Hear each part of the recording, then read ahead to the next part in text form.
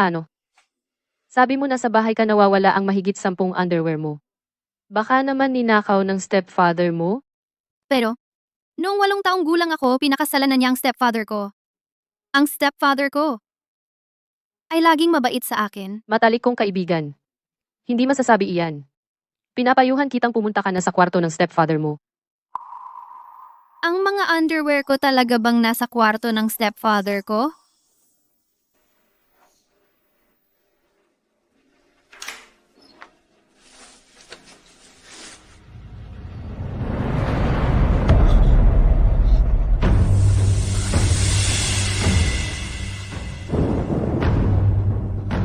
Songsong, nasa closet ng tatay mo.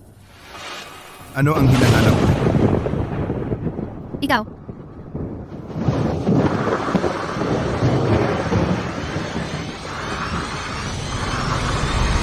Songsong, anong ginagawa mo sa kwarto ng tatay mo? Masya. Si Songsong nagkalat ng underwear, inayos ko para sa kanya. Ang laki-laki mo na nagkakalat ka pa ng damit? Kailangan pang sumunod ang tatay mo sa likod mo para mag-ayos. Wala ka talagang hiya. Hindi po, ma. Lahat iyon sinadya niya. Dinala kita noong 8 taong gulang ka.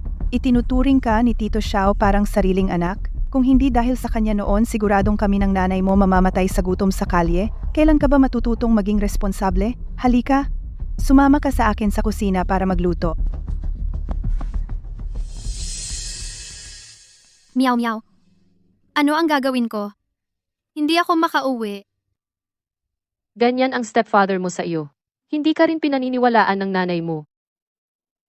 Dahil hindi mo maiiwasan. Bakit hindi ka nalang lumipat? Hindi papayag ang nanay ko. Pwede kang magpakasal, mag-asawa at tumira sa asawa mo. Magpakasal? Huwag kang mag-alala, ako na ang bahala. Siguradong hahanapan kita ng tamang tao.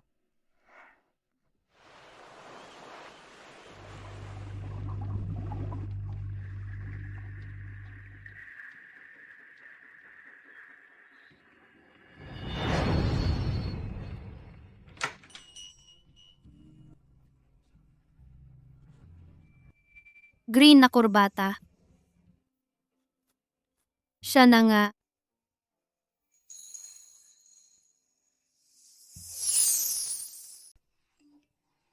Sobrang anak, naiwan ko na ang underwear mo sa harap ng kwarto mo. Simula nang malaman ko na ang stepfather ko may ganyang intensyon sa akin, hindi na ako makatagal sa bahay. Magpakasal at lumipat. Iyon lang ang paraan ko. Kumusta? Ako si Wen Song, ipinakilala ni Gumiao. 22 anyos ako, nag-i-intern sa Dingsheng. Walang bisyo. Kung walang problema, sana makapagpakasal na agad.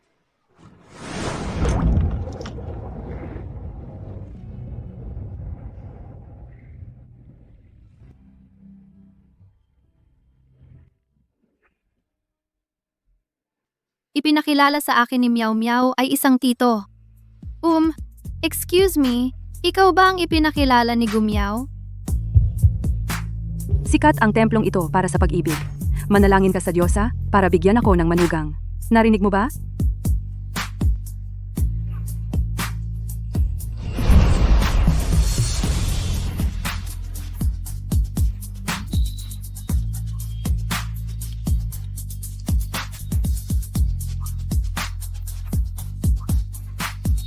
Halika, lumuhod ka.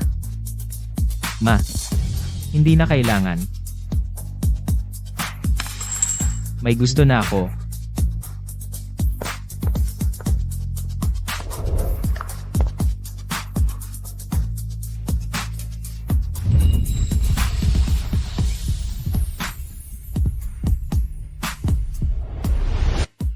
Ano ang gusto mo sa magiging asawa mo?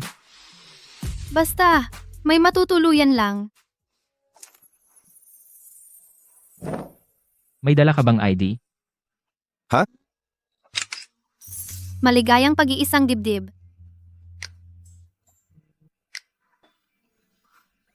Napakasama ko pala na makapag-asawa ng isang estrangherong tito na ganun lang.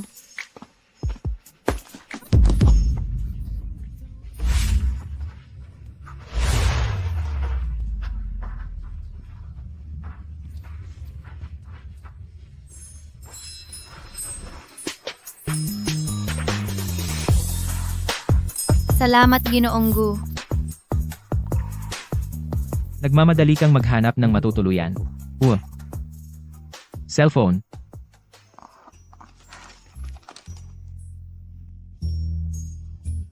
Kapag nakaayos ka na, tawagan mo ako. Susunduin kita. Ginoong Gu, mauna na ako.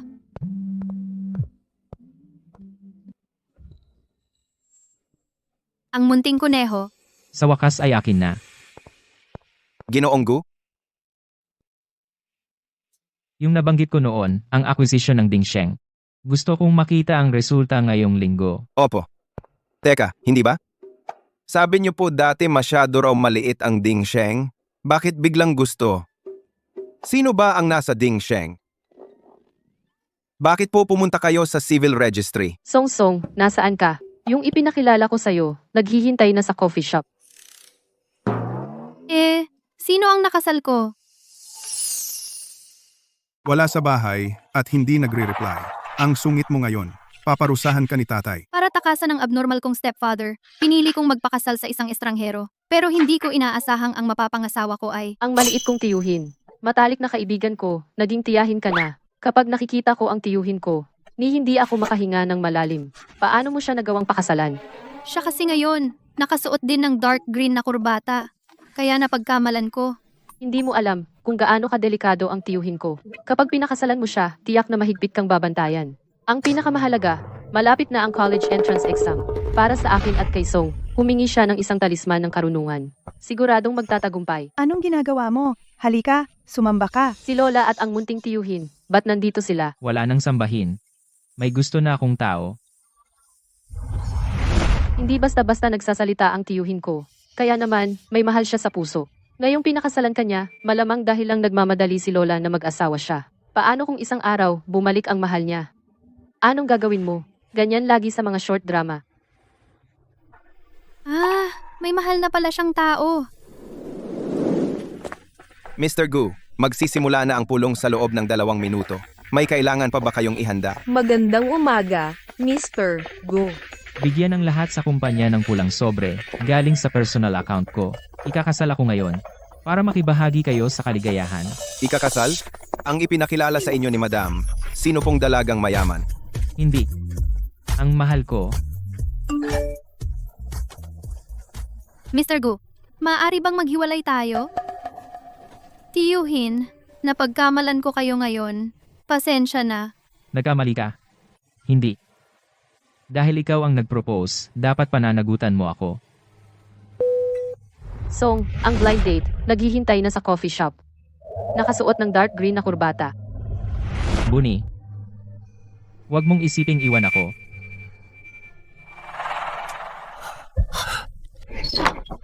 Anong gagawin mo? Anak, hayaan mo si tatay. Nagawin kang tunay na babae.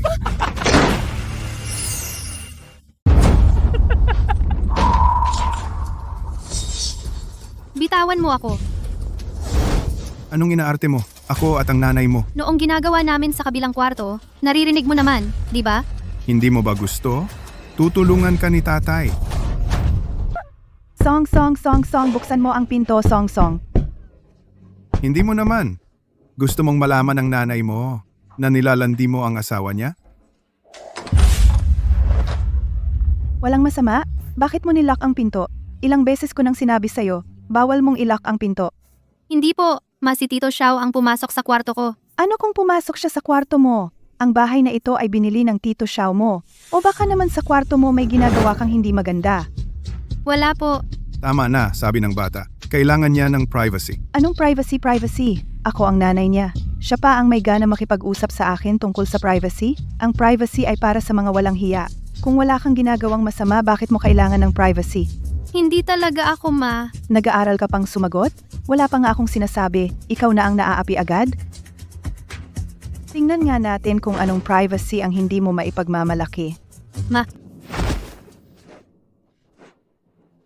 Ma, may gusto akong sabihin. Gusto kong ikaw lang ang makarinig.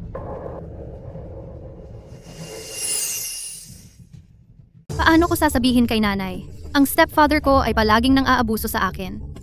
Song. Noong una, Ang nanay mo kasama kang ulila at balo ay laging inaapi. Ngayon, sa wakas ay nakahanap na siya ng sandalan. Kung patuloy kang mag-aalsa, isipan mong mabuti ang kahihinatnan. Baka masaktan ng nanay mo. Sa buong buhay niya ay hindi na siya makatingin ng tuwid.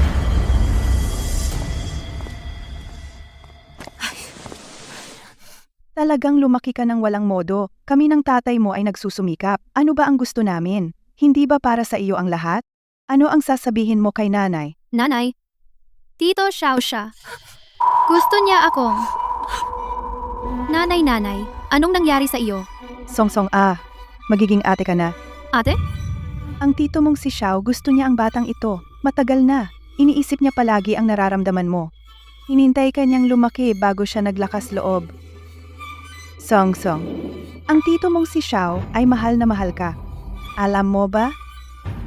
Kung sasabihin ko kay nanay ang totoo, tiyak na hindi niya ito matatanggap. Mukhang hindi na ako pwedeng makipaghiwalay kay Mr. Gu. Kailangan kong lumipat ng mabilis. Mr. Gu, pwedeng magkita tayo? Nandito na ako.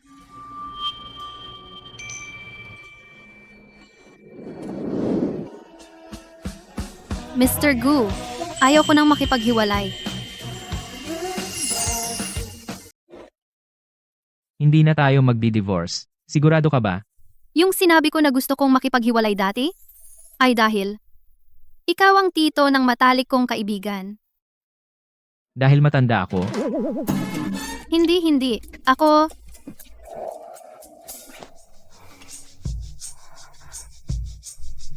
Ito ba talaga yung sinabi ni Meow Meow na malamig at masungit na tito?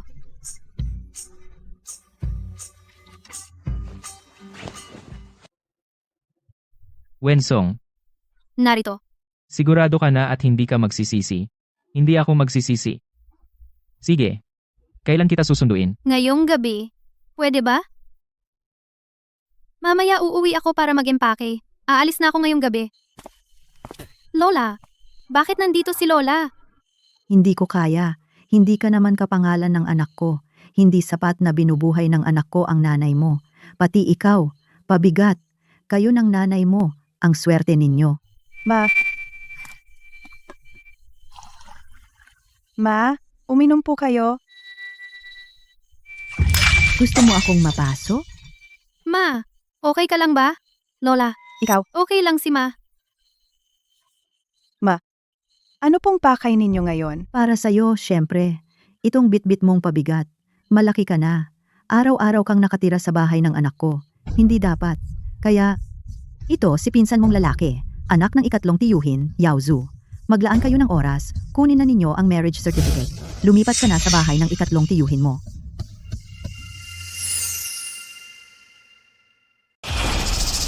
Hindi ako magpapakasal sa pinsan kong lalaki. Yung pinsan ko, noong nakaraang taon, naglolo ko sa labas. Binali ng iba ang binti niya. Hanggang ngayon hindi pa siya makalakad ng maayos. Lola, gusto mo akong itulak sa apoy ng kanilang pamilya? Songsong, bakit ganyan ka makipag-usap sa lola mo? Nanay, bata pa si Songsong, hindi nagmamadaling mag-asawa. Anong bata pa? Tingnan mo ang pagiging malandi niya. Narinig ko na. May mga anak na babae na sadyang umaakit sa kanilang stepfather. Hindi totoo. Tama na, nanay. Kayo naman. Huwag na kayo mag-away. Bata pa si Songsong. Hindi pa siya sapat na gulang para mag-asawa. Mabuting anak. Tatay, kaya kitang buhayin habang buhay. Hindi ko kailangan ng sustento mo. Ang iyong pagkain, damit, at tirahan, lahat iyan galing sa anak ko. At nagmamatigas ka pa, parang gusto mo nang magrebelde. Sige, aalis na ako rito ngayon. Kailangan mo ng disiplina.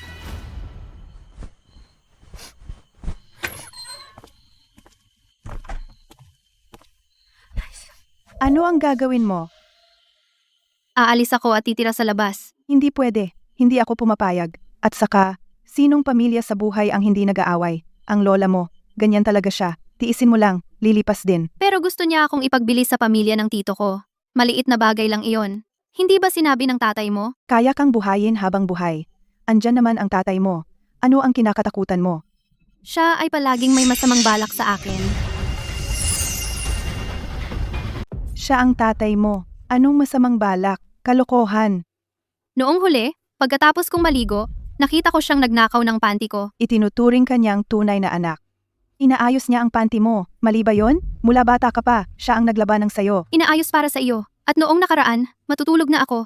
Pumasok siya sa kwarto ko. Tiningnan ka lang niya. Tulog na ba? Pinati ka niya ng good night. Nanay, bakit hindi ka naniniwala sa akin?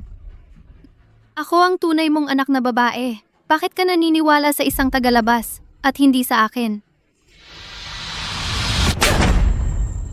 Sino ang sinasabi mong tagalabas? Kung hindi dahil sa kanya nitong mga nakaraang taon, tayong mag-ina matagal nang namatay sa gutom. Ang bait ng pamilya Xiao sa atin. Paano ako nagkaanak ng tulad mo na walang utang na loob? Simula nang ikasal ako, ibinigay mo sa pamilya Xiao ang iyong sarili bilang alipin para sa kanilang lahat. Ang lola ay laging nagagalit sa iyo. Ang bahay at kotse, Lahat ay kanyang premarital property at ang sweldo mo. lahat ay dapat ibigay sa kanya. Saan ba sa pamilya Xiao ang nagpakita ng kabutihan sa atin? Ang mga paghihirap na ito ay para kanino? Noong panahong iyon, 8 taong gulang ka pa lang. Dinala kita, kaya ba akong magpakasal sa isang Diyos? Hindi ba ito para sa iyong batang pasanin?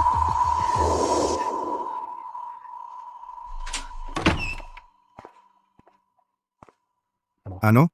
Nag-away kayo ni Song Song? Si Song Song ay nagtatampo. Gustong lumipat ng tirahan. Lumipat ng tirahan? Nagdadamdam lang siya. Bumaba lang si nanay. Naiwan ang bag. Dalhan mo siya. Ako ang makikipag-usap kay Song Song ng maayos. Sige, pupunta ako.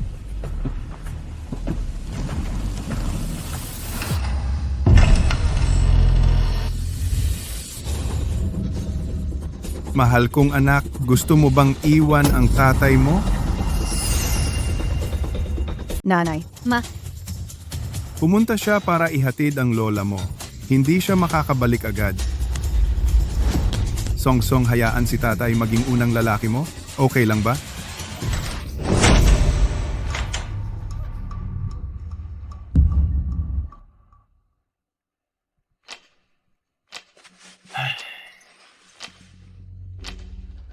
Hindi ka mabait ah. Maliit na kuneho. Maging mabait. Buksan ang pinto.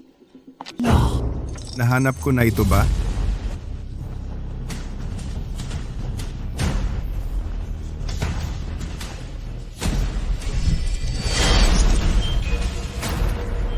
Sino iyan?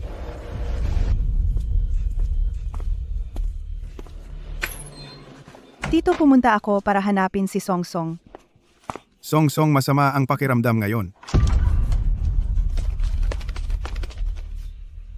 Tito, matagal na naming napag-usapan ni Song Song. Susunduin ko siya para pumunta sa akin. Mananatili ng ilang araw para maglaro. May mga kaibigan sa baba, naghihintay sa amin. Tito, hindi naman tatanggi, di ba? Siyempre, pwede. Tara.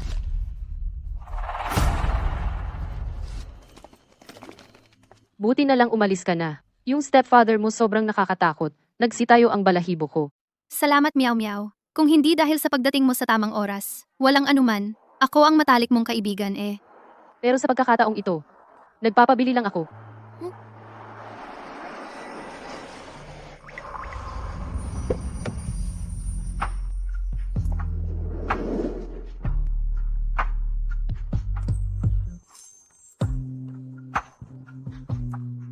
Siya ang bunsong tiyuhin ko, dahil hindi ka nagre-reply, at hindi ka sumasagot ng tawag. Halos magre-report na sa pulis, para sirain ang pinto. Buti na lang, mabilis akong dumating.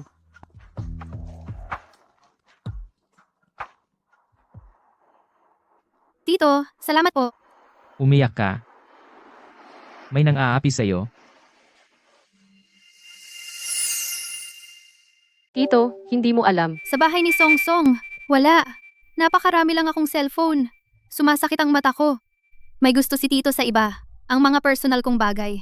Huwag na natin siyang istorbohin. Ang sakit ng tiyan ko. Baka dumating na yung dalaw. Song Song, masama ba pakiramdam mo? Nako, ang kotse ni Tito. Mukhang mahal. Dumumi na. Anong gagawin? Wala rin akong dala. Ay, wala na. Napaka-obsessive ni Tito sa kalinisan. Dati, kumain ako sa kotse niya. Itinapon niya pareho ang kotse at ako. Eto na. Pasensya na, Tito. Nadumihan ko.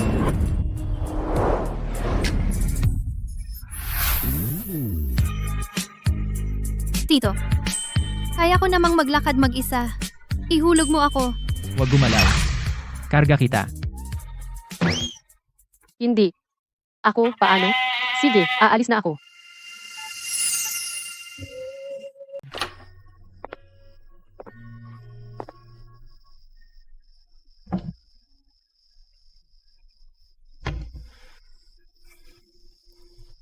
Umupo ka.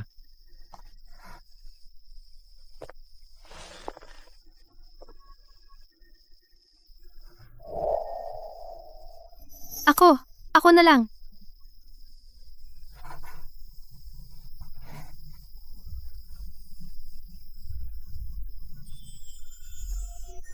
Ang cute ng tsinelas para sa babae. Sa bahay ba ni Tito? Palagi bang nandito? Isang taong may ganyang katayuan sa lipunan. May gamit pang babae sa bahay, normal lang naman. Di ba? Nakita ko kahapon sa tindahan, naalala kong gusto mo sa bit na kuneho bagay sa'yo. Siya, paano niya nalaman na gusto ko ang kuneho?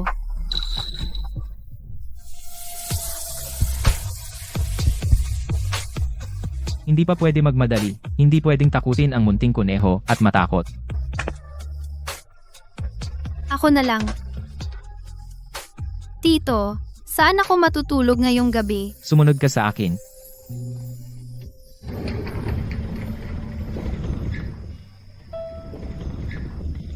Dito ka natitira simula ngayon. Ang laki ng kwarto. Ito ba? Ay kwarto ni Tito? Matulog ng hiwalay sa bagong asawa, hindi ko ugali yan. Ano sa tingin mo, Song-song? Tito ako. Huwag mo akong tawaging tito. Paano kita tatawagin? Tatawagin kitang asawa? Pwede mo akong tawagin muna na Mr. Gu. Kapag handa ka na, saka mo ako tawaging asawa. Mr. Gu. Maligo ka na. Mr. Gu, hindi ko inaasahan na ganito kabilis. Anong iniisip mo? Marumi ang damit mo. Pagkatapos maligo, magpalit ka para maging komportable. Menstruation ko kasi, Mr. Gu. Sigurado namang hindi ako gagawa ng masama.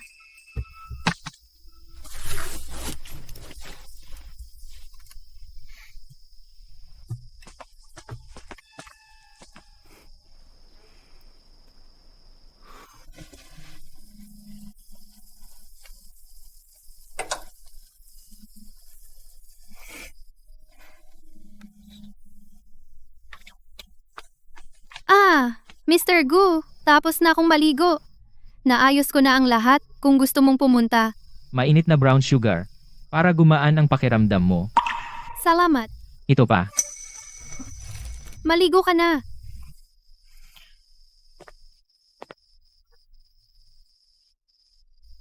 Mukhang malamig si Mr. Gu. Hindi ko inaasahan na ganito siya kamaalahanin. Siguro dahil matanda na marunong mag-alaga.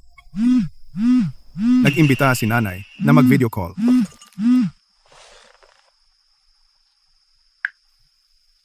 Song-song, ang galing mo naman. Nasaan ka ngayon? Hindi ba sinabi mo nasa bahay ni Gumyaw? Si Gumyaw, nasaan?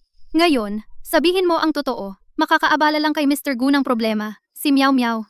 Naliligo siya. Nanay, mananatili ako sa bahay ni Meow Meow ng ilang araw. Ngayong gabi lang bukas. Umuwi ka na. Huwag kang makipagtawaran. Tingnan mo, nagmamadali ka. Pinauwi mo ako. Sabi mo, si Song-song nagkukunwaring pupunta sa bahay ng kaibigan, hindi umuwi magdamag. Song, kakaiba ka kamakailan. Kasi, natatakot ako na baka may masamang tao maloko siya sa panahon ngayon. Maraming matatandang lalaki na pumipili ng tulad ni Song-song, mga inosenteng babae. Ako, ikaw lang ang aking anak na babae. Kailangan kitang protektahan. Then, huwag hayaang may ibang humipo sa'yo.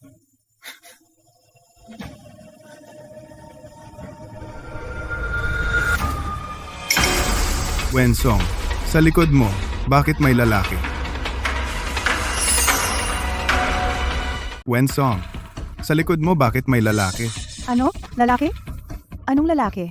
Nasaan ang lalaki? Ma, nagkakamali kayo. Nasaan ka ba talaga? Sabihin mo sa akin. Huwag kang basta-basta.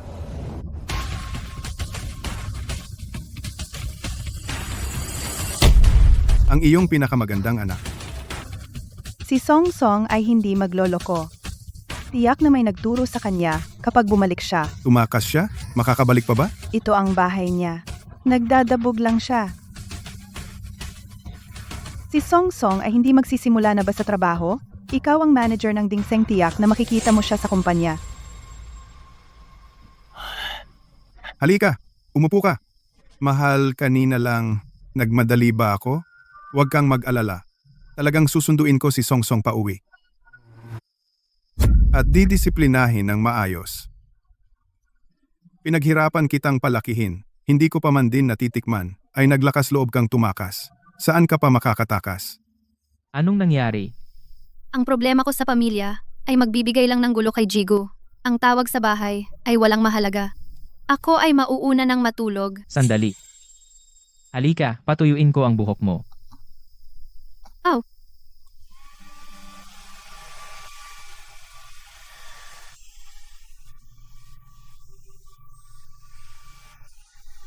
Ang bait ni Jigo.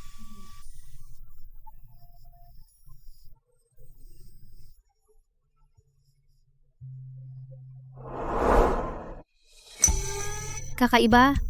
Kahit na bago sa akin ang lugar. Pero parang mas panatag ako kaysa sa bahay.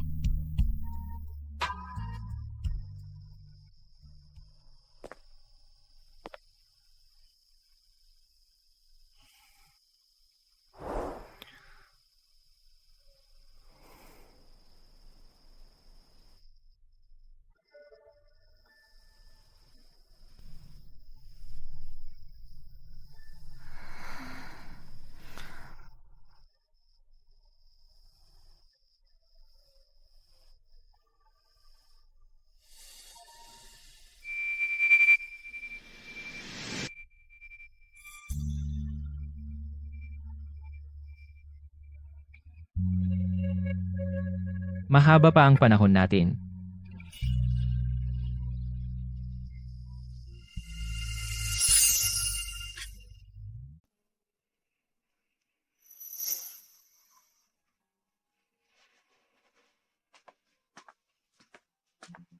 Magandang umaga po, madam.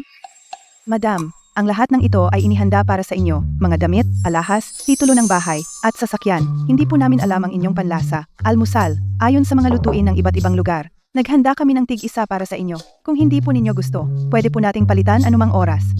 Ang dami naman nito. Sinabi ni Jigu, ito ay yang pangunahing gamit ng ginanggu. Nasaan si Jigu? Maaga pong pumunta sa kumpanya si Ginoo.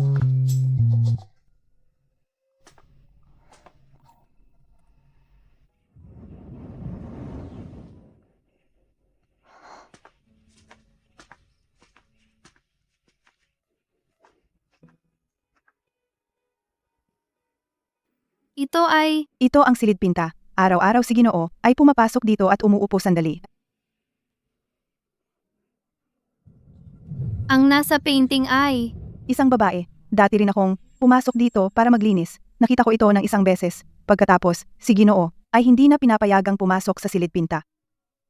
Ang painting na pinapanood araw-araw. Tiyak na si Jigu ang nasa painting. Ang babaeng gusto niya, di ba?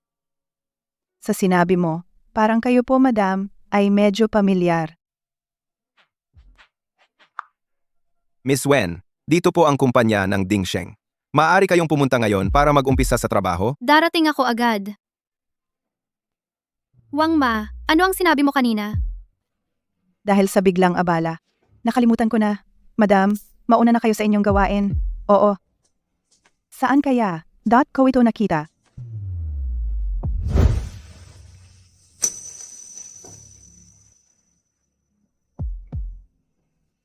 Si?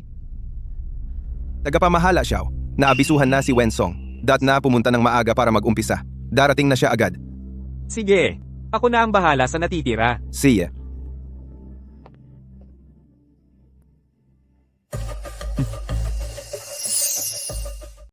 Kumusta ako si Wensong bagong empleyado ako? Song Song.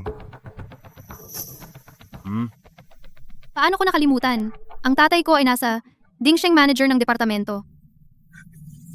Sino ang lalaking kasama mo kagabi? Hindi ka ba tinuruan ni tatay? Mahalin ang sarili, maliban kay tatay. Walang ibang pwedeng humawak sa'yo. Sabihin mo, ang katawan mo. Ibinigay mo na ba sa kanya? Ayaw mong sabihin? Bago mo maisip ng mabuti, ang trabahong ito, huwag mong pasukin. Umuwi tayo. Bitawan mo ako. Bitawan.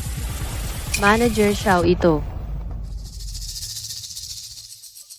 Song Song, dahil buntis ang nanay mo sa pangalawang anak. Inagaw ang pagmamahal na para sa'yo, hindi ka dapat magpakasama sa labas. Makipagkagulo sa ibang lalaki. Wala, nagsisinungaling ka. Ikaw naman. Nung 8 taon ka pa lang, dinala ka ng nanay mo at nagpakasal dito. 14 na taon kitang pinalaki. Hindi ko man lang pinilit ang sarili kong anak dahil ayokong masaktan ka. Ngunit ikaw, dahil lang sa nanay mo, buntis sa isang lalaking kapatid, nagpakasama ka. Song, hindi ko na gusto ang kapatid na iyon. Sumama ka na sa akin sa bahay, ha? Naku, walang utang na loob. Itinuring siyang tunay na anak ng kanyang tatay. Siya ay ang kapatid na hindi pa ipinapanganak. Hindi kayang tanggapin. Hindi lang bastos. Sa ibang lugar, nakikipagrelasyon sa iba. Manager Xiao, iuwi mo na ang anak mo. Disiplinahin mo ng maayos. Hindi totoo ang sinasabi niya. Ang totoo ay, Song, umuwi na tayo. Song, umuwi. Bibigyan kita ng suriin. bitawan mo ako. Hindi ako uuwi. Huwag kayong maniwala sa kanya. Saklolo.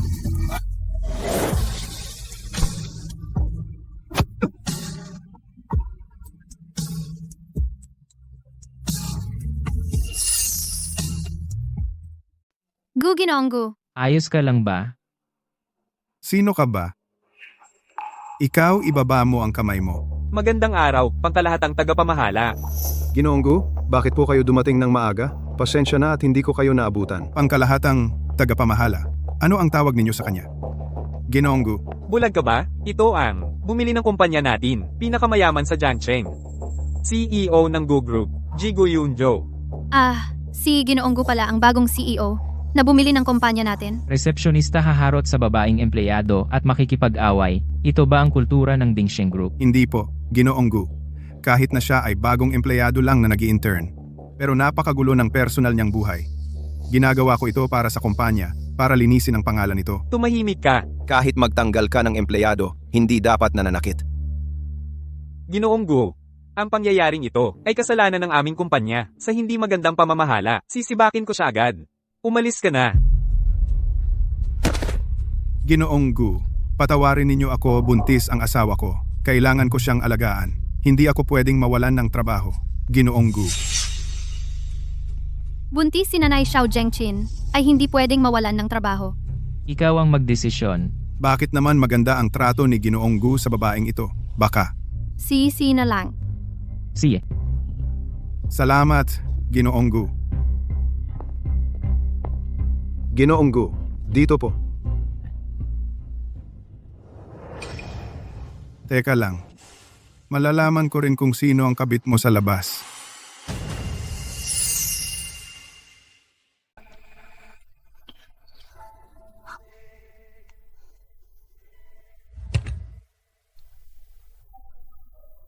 Ginoonggu, bakit nandito ka? Sobrang gulat ko. Kaya dapat handa ka na. Ang mga negosyo ng pamilya namin mas marami kaysa sa inaakala mo. Ma'am Gu.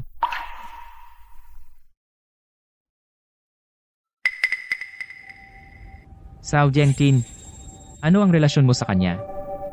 Sabihin ba sa kanya? Maniniwala ba si Ginoonggu sa sasabihin ko? Susuportahan ba niya ako? Surprise. Ginoong Yunzo, bumalik na ako.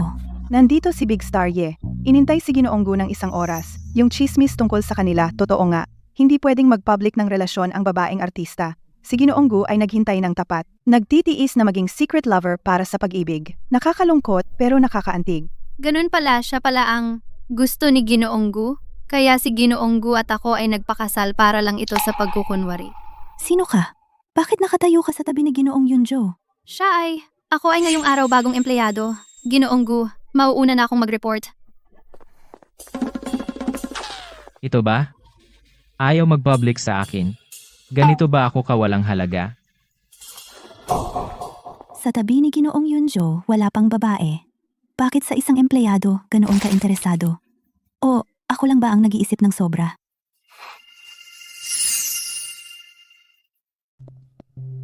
Buti na lang kanina sa opisina, hindi ako nahuli ni Miss Yi. Si Mr. Gu ay napakabait sa akin. Hindi ko dapat sirain ang kanyang relasyon.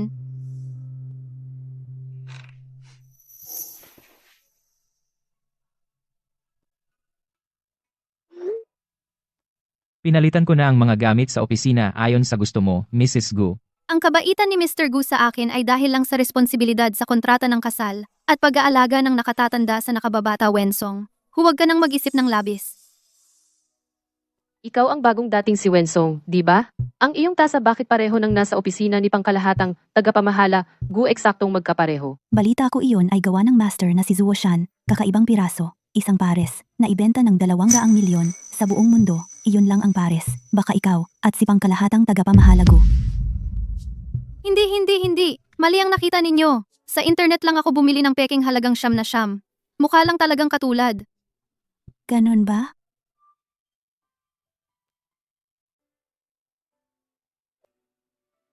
Yunjao, hindi ba ito ang gawa ni Master Zuo Shan na tasa?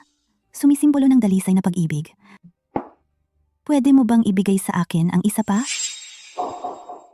Bakit ka nagagalit? At least magkaibigan ang pamilya natin sa mahabang panahon. At saka, sa pagbalik ko ngayon, ay para sa bagong produkto ng Gu Corporation bilang endorser. Makipag-ugnayan sa marketing department, huwag mo akong hanapin. Pero gusto kitang samahan dahil sa relasyon ng ating pamilya.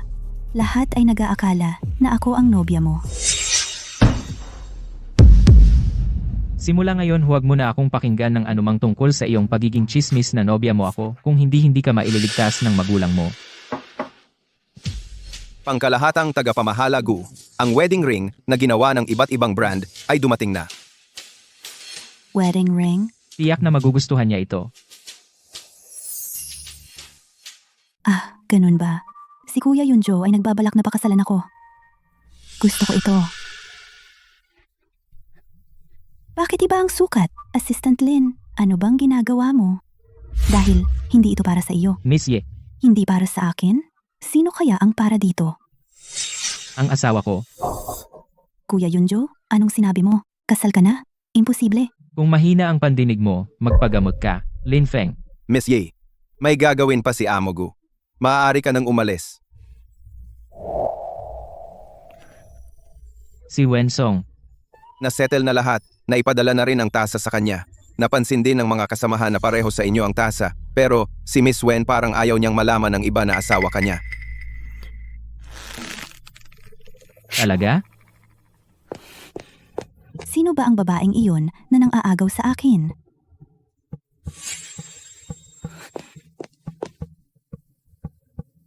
Siya. Talagang siya nga ang babaeng ito. Si Kuya Yunzo ay binigay pa sa kanya ang tasang ito. Saan galing ang tasang ito? Naku, kung magkakaroon ng hindi pagkakaunawaan ang mahal ng puso ni Jigu, tiyak na magkakaproblema si Jigu. Miss Ye ito, sarili ko lang itong pinagsamang order na binili na tasa peke ito. Siyempre, peke. Ang tunay ay nagkakahalaga 200 milyong piso na bihirang piraso. Karapat-dapat ka bang gumamit niyan? Wensong, di ba? Bagong dating sa kumpanya, sadyang bumili ng pekang tasa? Na katulad kay Amogu? Pumasok ka ba talaga para magtrabaho? O para manligaw kay Amogu? Pumunta ka ba talaga para magtrabaho? O para manligaw kay Mr. Gu. Miss Ye, talagang nagkakamali ka. Hindi ko intensyong manligaw kay Mr. Gu. Wala akong alam na si Mr. Gu ay gumagamit ng ganitong tasa. Sino ba sa buong kumpanya ang hindi nakakaalam na sa opisina ni Yunjo ay mayroong Isang tasang nagkakahalaga ng 200 milyon? sinasabi mong hindi mo alam? Kaya pala, narinig ko noong bagong pasok si Wensong si Mr. Gu mismo ang lumabas para iligtas siya. Ngayon, may parehong tasa na pang magkasintahan. Baka naman talagang, ay nako, ang kapal naman ng mukha. Sino ba ang hindi nakakaalam na si Mr. Gu ay may chismis kasama ang sikat na si Ye? Mukha siyang dalisay at inosente. Pero sa totoo lang, siya ang pumapasok sa relasyon bilang kabit, isang basurang babae. Talagang hindi halata na ganyan kagulo ang pribadong buhay. Una, ipinagtanggol siya. Tapos, may parehong tasa. Baka naman ang lalaki niya sa labas ay talagang si Mr. Gu? Miss Yi, sinabi ko na, hindi ko sinadyang gamitin ang parehong tasa ni Mr. Gu. At saka, anong uri ng tasa ang gusto kong gamitin ay aking personal na kalayaan. Wala kang karapatang makialam. Walang karapatan? Nanligaw ka sa aking lalaki. Kaya, may karapatan akong parusahan ka. Aking tasa. Ang tasa na ibinigay sa akin ni Mr. Gu ay nabasag. Kung gusto mong patawarin kita, lumuhod ka sa mga pirasong ito at yumuko upang humingi ng tawad.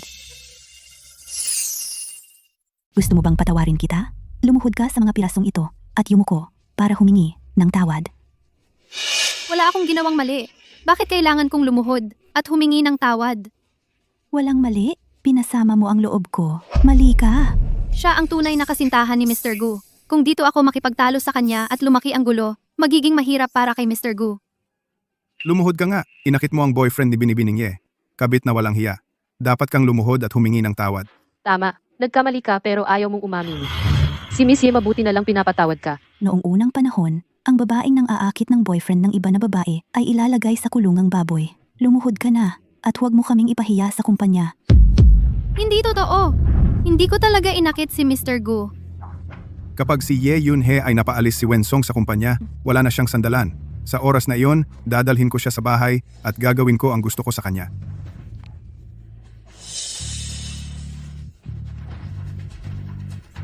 Sino ang may lakas ng loob?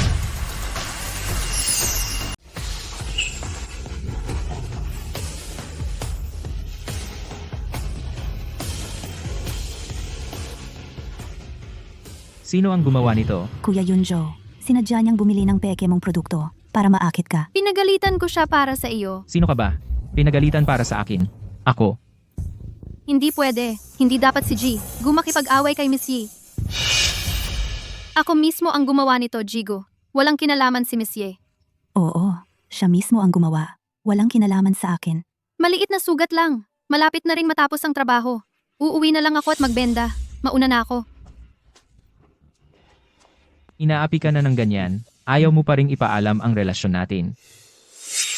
Lin Feng, tapusin ang lahat ng endorsement ni Ye Yun-he sa kumpanya. Hindi kailangan ng kumpanya ang ganyang empleyadong nambubulas. Hindi pwede. Hindi ako pumapayag.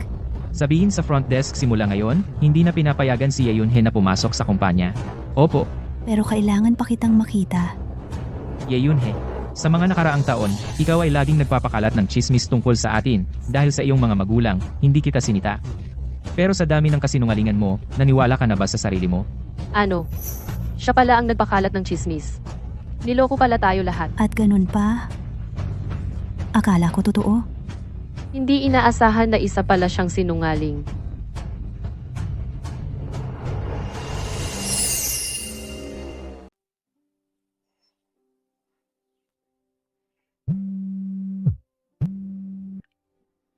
Sumama ka sa akin pa uwi. Ginoong Gu, mauna na kayo sa inyong trabaho. Kaya kong umuwi ng mag-isa. Bumalik na si Miss Ye ngayon.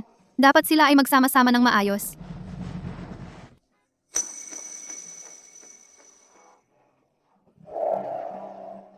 Sumakay ka na.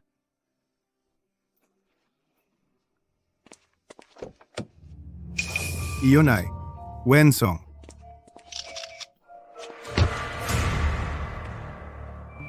Ibigay mo sa akin ang kamay mo. Wala na talaga. Medyo gasgas lang.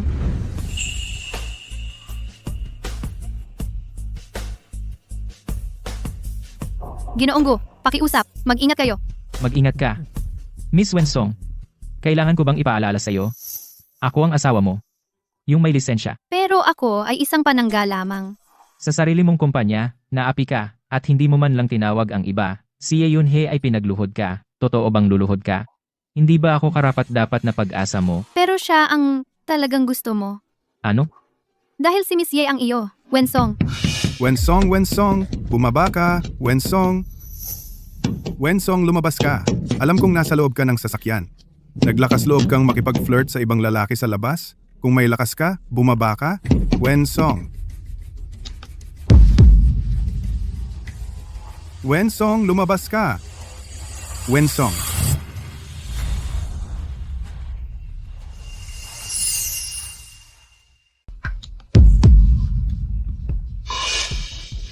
Natatakot siya.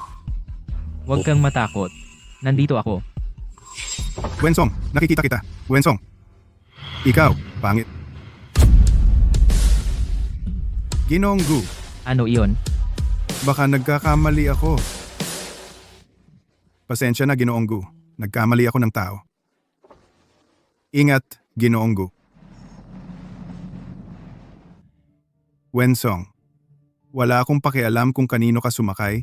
May paraan ako para ibalik ka rito ng maayos. Si. Umalis na siya.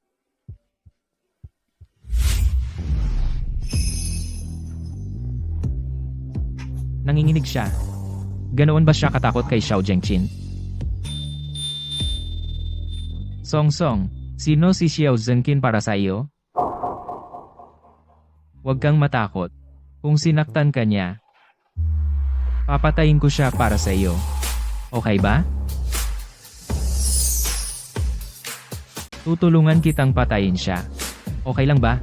Mr. Gu, paano mo masasabi yan? Mukha kang kinakabahan, nagbibiro lang ako. Mr. Gu, biro lang ba talaga yan? Kaya, sino ba talaga si Xiao Zhengqin sa'yo? Bakit palagi kang ginugulo? Kung hindi mo sasabihin, akala mo hindi ko yun malalaman? Siya, ang stepfather ko. Noong 8 taong gulang ako, dinala ako ng nanay ko at nagpakasal siya sa kanya. Stepfather. Pero hindi maganda ang relasyon namin, gaya ng nakita mo ngayon. Kaya, Mr. Gu, hindi mo na siya dapat pansinin. Inaapi ka sa bahay mo. Kaya nagmamadali kang mag-asawa at lumipat. Dumating na si Mr. Gu. Bababa na muna ako.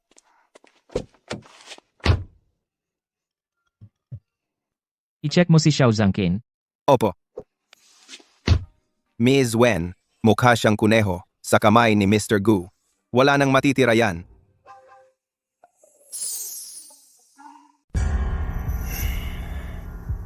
Nasaan si Song Song? Hindi ba siya pumasok sa opisina? Anong opisina? Pumunta siya sa opisina. Hindi naman para magtrabaho, kasama ang amo. Natutulog. Ano ang sinasabi mo? Imposible. Si Song Song ay hindi ganoong bata. Tingnan mo. Ito ay isang Maybach na nagkakahalaga ng 10-10 milyon. Ang ordinaryong tao, kahit magsumikap sa buong buhay, hindi kayang bumili kahit gulong nito. Sabihin mo, kung hindi siya inaalagaan ng isang malaking amo, paano naman siya mapapasakay sa kotse na iyon?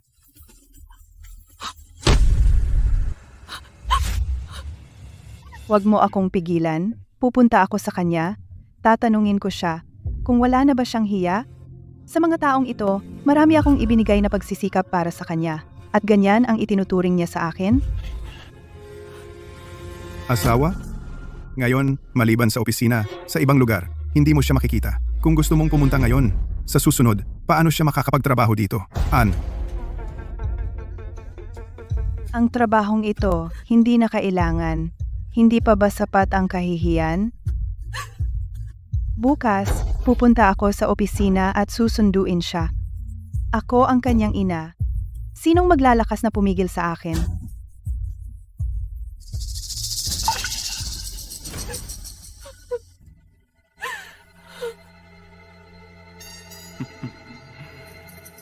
Little bunny, behave.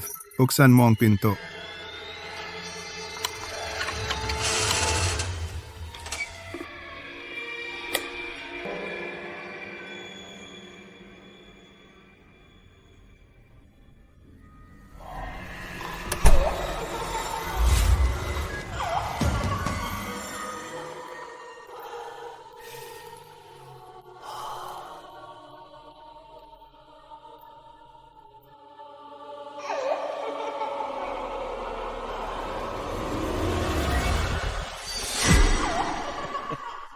Anak, hintayin mo ang iyong ina, puputulin ang iyong mga pakpak, hindi ka na makakatakas. Malapit na si tatay, gagawin kang isang tunay na babae.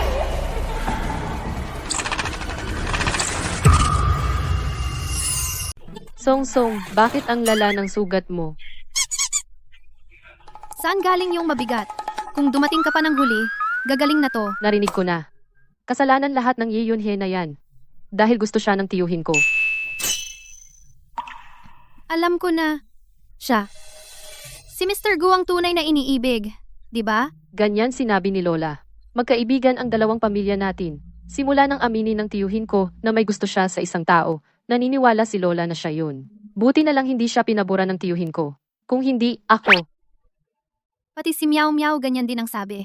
Mukhang si Mr. Gu at si Miss Yi ay totoo nga. Pumayag si Mr. Gu na tumira ako sa kanya. Tinulungan akong makaalis sa aking ama-amahan. Sobrang nagpapasalamat ako. Kailangan kong manatili sa aking lugar. Breaking news. Ngayon lang, lahat ng kumpanya ng Go Group ay nag-anunsyo na ititigil ang kontrata ng endorsement kay Ye Yun-he. Song-song, ipinaglalaban ka ng tiyuhin ko. Baka may gusto ang tiyuhin ko sa'yo. Hindi ba sinabi mo lang? Si Mr. Gu ay hindi pabor kay Ye Yun-he. Kaya hindi rin niya ako paboran. Ginawa niya, too, dahil si Ye Yun-he ay nag-eskandalo sa kumpanya. Talagang nasira ang imahe ng kumpanya. Tama ka. Sa tingin ko, bagay kayo ng tiyuhin ko. Kung ang gusto niya ay ikaw, sana. Tingnan nyo, siya yun.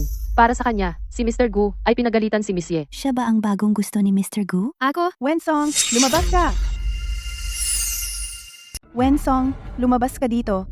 Sino ang hinahanap mo? Hinahanap ko ang human trafficker, ang boss ninyo. Sasakdal ako sa kanya dahil dinukot niya ang anak ko. Ang aming CEO na si Go. Hindi siya gagawa niyan. Hahanapin ko ang anak ko. Wensong, lumabas ka. Pinaghirapan kitang palakihin. Pinagtapos kita sa kolehiyo. Ilang taon kang nag-aral. Ang itinuro sa'yo ng eskwelahan ay paano manligaw ng boss mo. Wensong, tita, ito ay nasa opisina. Kung gusto ninyo, asikasuhin ang usaping pampamilya. Sa bahay na lang. Usaping pampamilya. Nasaan ang boss ninyo? Nasaan ang boss ninyo? Palabasin ninyo siya. Pinaparatangan ninyo si CEO Gu at kakasuhan kayo. Sige, tumawag ng pulis. Tumawag na ngayon.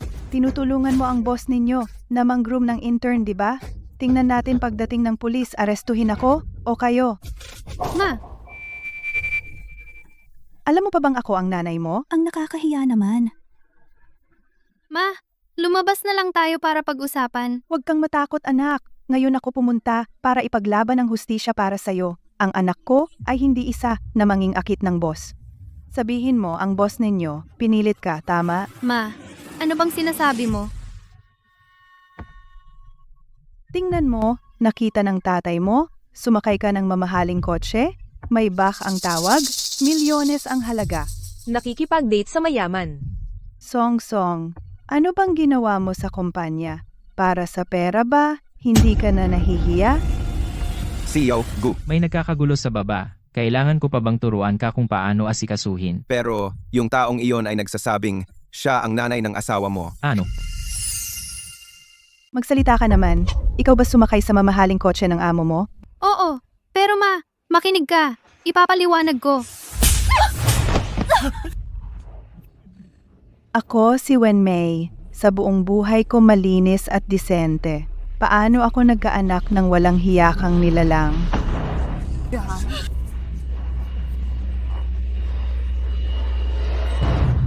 Song-song, ayos ka lang ba? Song-song, ayos ka lang ba? Hindi mo rin masisisi ang nanay mo. Sino ang nagsabi sa iyo? Na huwag sumunod? Huwag mo akong hawakan.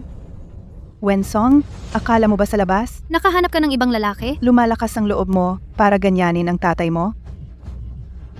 Nasaan ang amo mo? Lumabas ka. Nasaan ang amo mo? Ma. Opisina ng CEO. Magaling. Nandito ka nagtatago, di ba? Hindi pwedeng hayaan ang mga personal kong bagay na makakaapekto kay Ji Gu. Ma, huwag kang ganyan. Hindi ito tungkol kay Ji Gu. Lumayo ka sa akin. Song-song.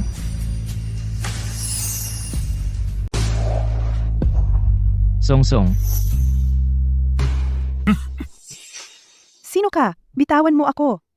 Sino ka ba? Ako ang hinahanap mo. Ang amo ng kumpanyang ito. Gu Yun-jo. Ikaw pala. Ikaw ang umagaw sa anak ko. Ginoong Gu, bitawan mo na po. Baka hindi na malinaw ang lahat. Ikaw at ang reputasyon ng kumpanya ang importante.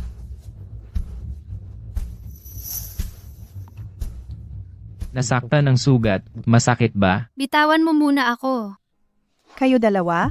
Anong relasyon nyo? Sa tingin mo ba ang anak ko ay bagong graduate at walang backer? Kaya mo siyang binabantaan at ginagawa mong kabit? Ako lang ang may kasalanan.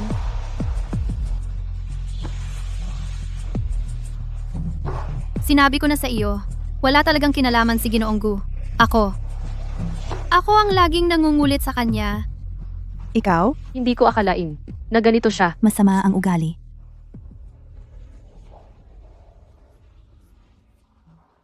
Hindi ba tinanong mo kami kung ano ang relasyon? Legal na kasal. Kasal na sila.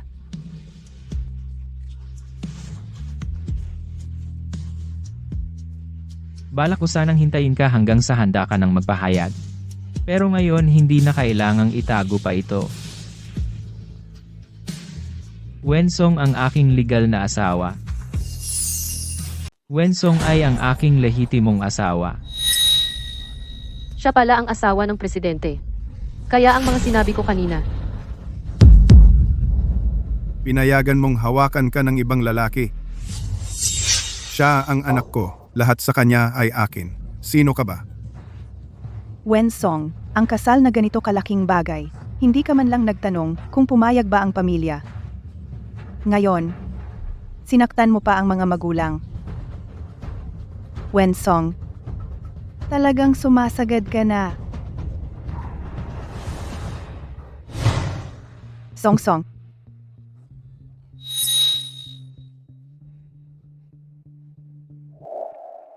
anong gagawin mo? Ihanda ang sasakyan, papunta sa ospital. Opo. Bitawan mo ang anak ko. Dahil hindi ninyo siya kayang alagaan ng mabuti. Simula ngayon, ako na ang papalit sa inyo na mag-aalaga kay Wensong. Ako ang nanay niya. Ipinanganak ko siya at pinalaki. Mali ba iyon? Ginangwen kung hindi lang kayo humawak sa sugat ng kamay ng binibini, hindi siya magkaka-impeksyon at lalagnatin. Akala ko. Nagpapanggap lang siya. Kayo ang tunay niyang ina. Bakit mas pinaniniwalaan niyo ang ibang tao kaysa sa sarili ninyong anak?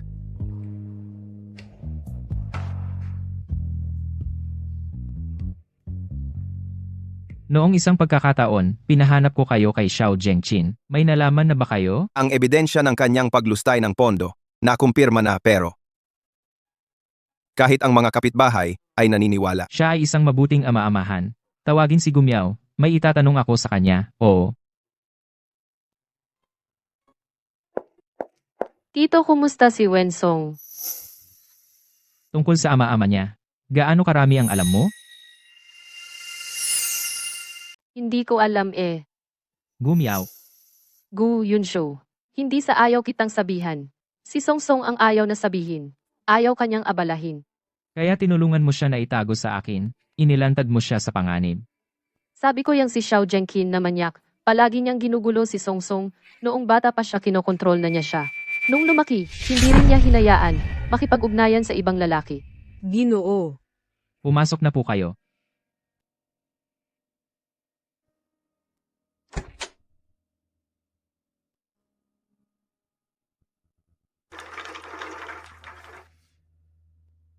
Kailangan ng pasyente ng injection para sa lagnat.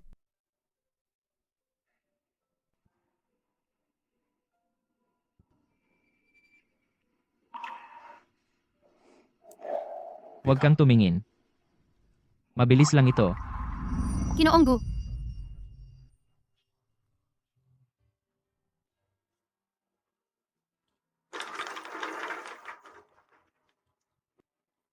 Matulog ka muna. Nandito lang ako. NM.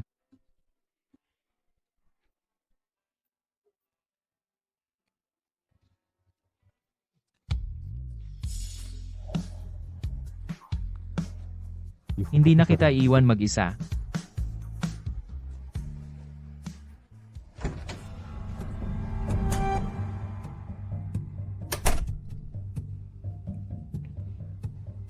Lin Feng, dalhin si Xiao Zhengqin sa opisina ko. Ngayon. Opo. Sabi mo hinahanap ako ni Amo Gu? Hinahanap niya ako? Sigurado humihingi siya ng tawad sa akin. Sige, buti naman, may kailangan din ako sa kanya.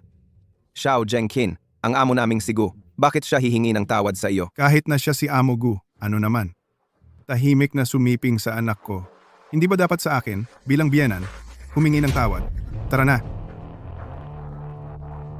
Humihingi ng tawad? Punta ka sa Diyos ng kamatayan para marinig, galawin ang taong pinoprotektahan ni Amo Gu ng kanyang buhay. Ngayon, sa tingin ko, papasok ka ng naglalakad, lalabas kang nakahiga.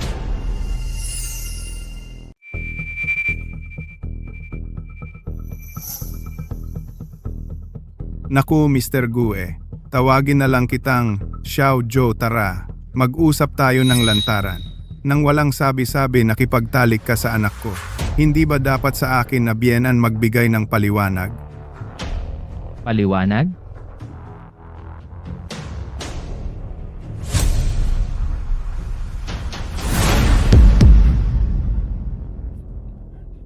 Xiao Zhou, pero Mr. Gu, anong ibig mong sabihin? Ama ako ni Song Song ama.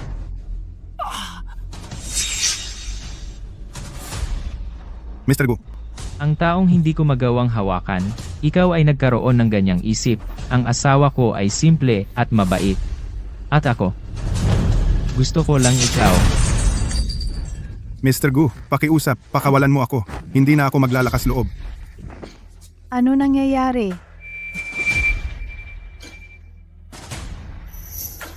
Kunin siya palabas. Huwag ko na siyang makita pa.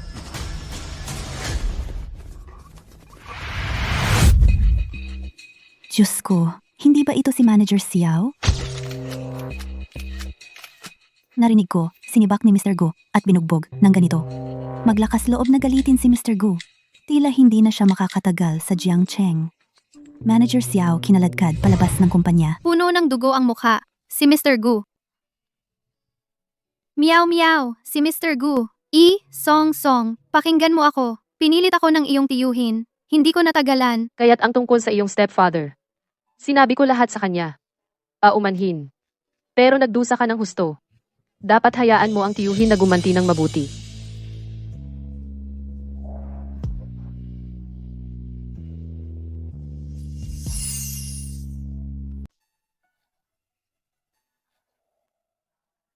Bakit ang tanga mo?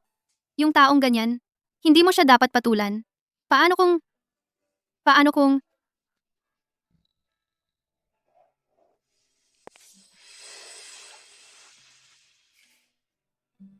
Huwag kang tumakbo kung saan-saan. Malamig ang sahig. Tingnan mo nga, saan ka nasaktan?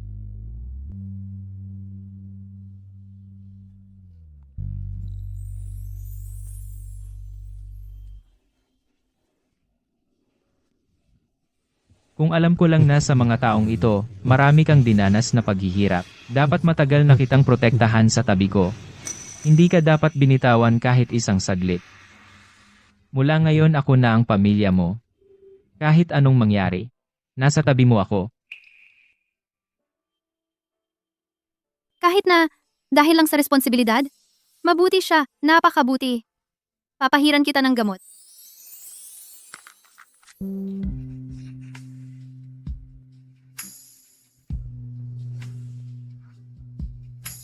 Masakit ba? Oo, masakit. Mas marahan ako. Tawagin mo akong asawa. Hindi na sasakit. Paano? Ngayon alam na ng lahat ikaw ang Mrs. Gu ko, gusto mo pang umiwas. Mr. Gu, ngayon ay inilabas mo ang pagkatao ko. Yung mahal mo sa puso, si Miss Yi, paano na? Ano? Wala. Wala lang. Ituring mo na lang na sarili kong kagustuhan. Tano? Huyunjao. Parang mamahalin na talaga kita.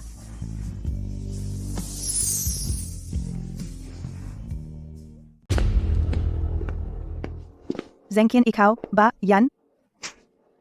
Dahil sa ang mabuti mong anak na babae, ang mabuti mong manugang. Ano? May kapal ka pa bang magtanong sa akin? Yang mabuti mong anak na babae? Bigyan mo siya ng oras umuwi at bisitahin ka. Ilang salita pa lang ang nasabi ko. Pinatawag niya si Mr. Gu.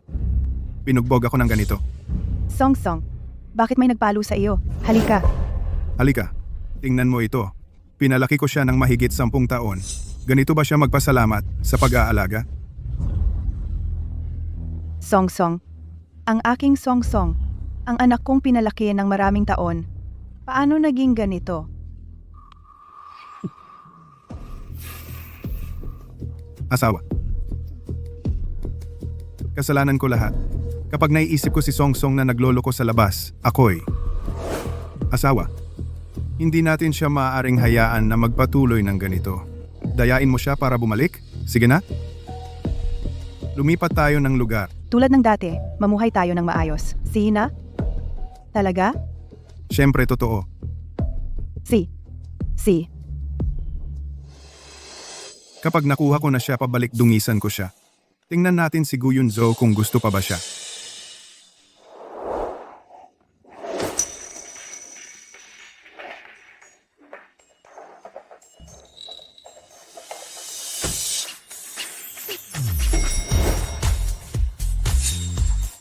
Mr. Guma, magandang umaga. Umalis na tayo. Ang romantiko naman.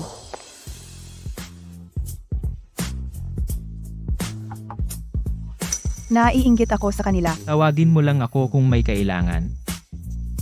Umaga pa lang ang sweet na naman.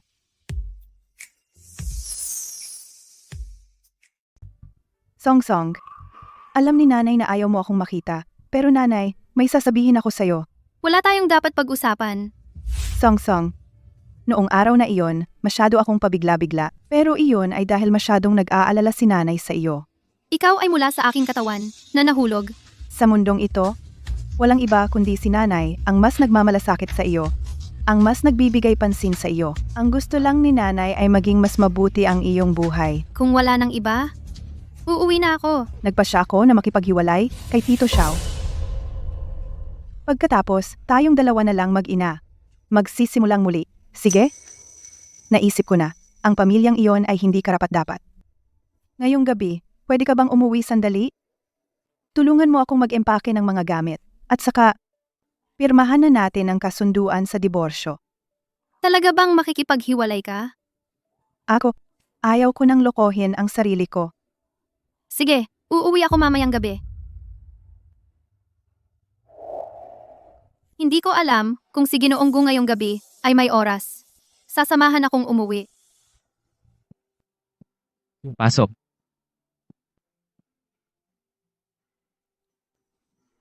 Ang layo mo naman. Natatakot kang kainin kita.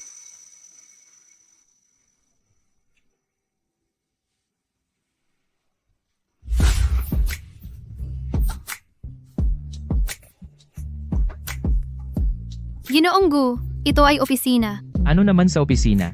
Yakapin ko ang sarili kong asawa, bawal ba? Bitawan mo muna ako. Hindi pa ako nasasapat sa yakap. Paano ko bibitawan? Ako. May sasabihin ako. Pwede mo bang? Ginoo, hindi na kaya si Lola. Ano? May kailangan akong gawin. Kailangan kong lumabas ngayon. Anong problema? Pagbalik ko na lang pag-usapan.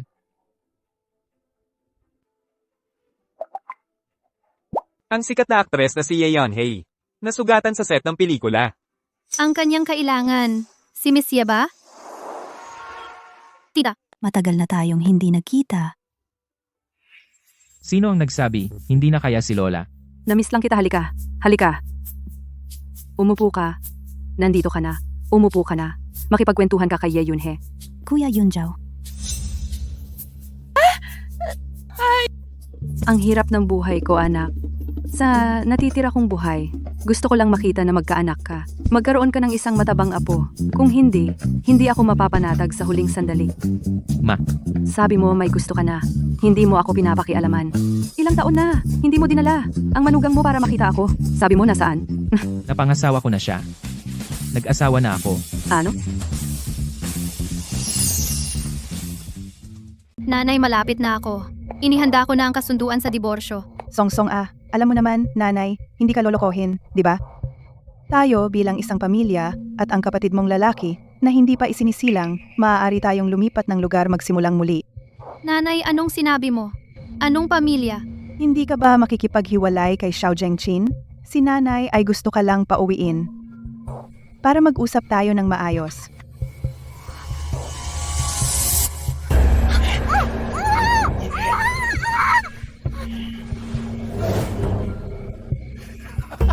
Anak, sa wakas nakauwi ka na.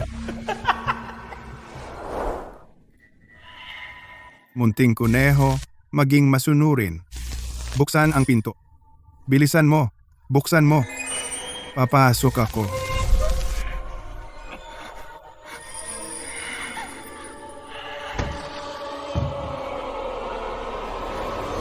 Munting kuneho, maging masunurin. Buksan ang pinto. Bilisan mo, buksan mo. Maganda ba? Ito ay itinatago ko ng matagal mga litrato mo mula bata hanggang ngayon. Nandito lahat. Tiniis kita ng matagal. Ikaw, buti ka pa pinauna mo pang mahawakan ng ibang lalaki ang sarili mo, nahawakan ka. Ano naman kung nahawakan ka? Kapag sawa na ako sa paglalaro, Guyunzo, kukunin ka pa ba niya?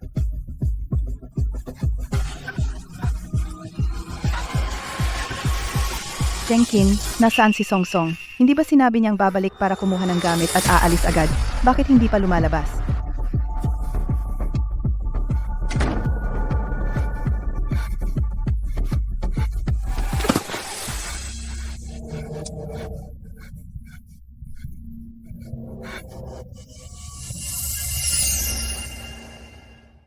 Ginoong Gu, iligtas mo ako. Pakiusap. Kinasal na ako. Kasal na ako. Ano? Yung gusto mo? Hindi siya anak ng pamilya, Ye. Sino ang nagsabing gusto ko siya? Mali lahat. Anak, kailan mo dadalhin ang nobya mo para makilala ni nanay? Sa bawat auction itong mga nakaraang taon, naghahanda si nanay ng regalo para sa manugang. Isang regalong pambati na ipon sa loob ng maraming taon. Sa wakas ay maibibigay na bilis. Tara na. Bakit nasa lahat siya? Isang taong laging nandyan. Ang tanging pag-asa. Wala na bang pag-asa?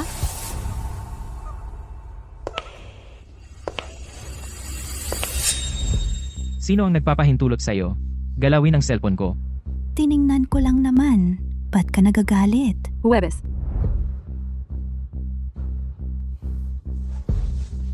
Yunjo, isang tawag lang. Baka nagpapakasasa siya kung saan-saan, aksidenteng napindot. Kung may masamang mangyari sa kanya, walang makakaprotekta sa'yo. Hanapin agad ang cellphone ni Wensong. Opo. Yunjao. Ano ang inaabot mo ng matagal? Nasaan si Song Song?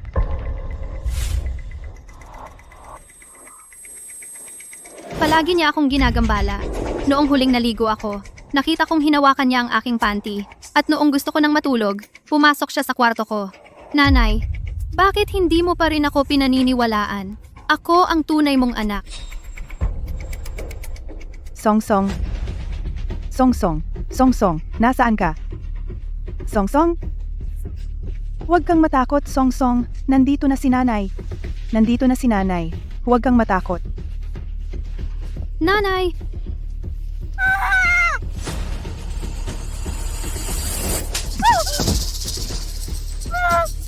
Sampung taon ko siyang pinalaki. Akin siya. Ano naman kung paglaruan ko? Walang hiya ka. Dinala ko si Song Song nang magpakasal ako. 8 pa lang taong gulang siya. 8 pa lang taon. Pakawalan mo siya. Kung muli mong gagalawin siya, lalabanan kita. Nanay! Ngayon, magaling ka na namang magpakita. Ilang beses ka na niyang sinabihan, ilang beses. Naniwala ka ba kahit isa? Ang resultang ito ngayon ay pinayagan mo lang. Ako ang may kasalanan. Pasensya na, Song Song. Bilisan mo, umalis ka na. Umalis ka na, Song Song.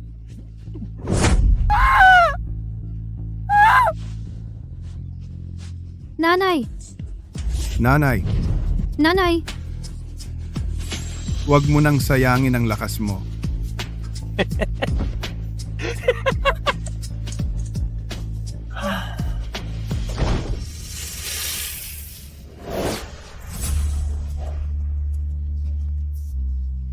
Huwag mo siyang galawin.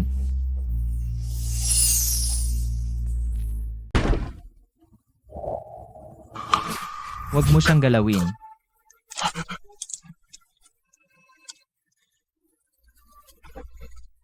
Guzong, maawa ka. Wala akong ginawa. Guzong, maawa ka. Guzong, alis Guzong, maawa ka. Okay na, Song, huwag kang matakot. Nandito ako. Nanay ko. Dinala sa ospital. Sasamahan kita.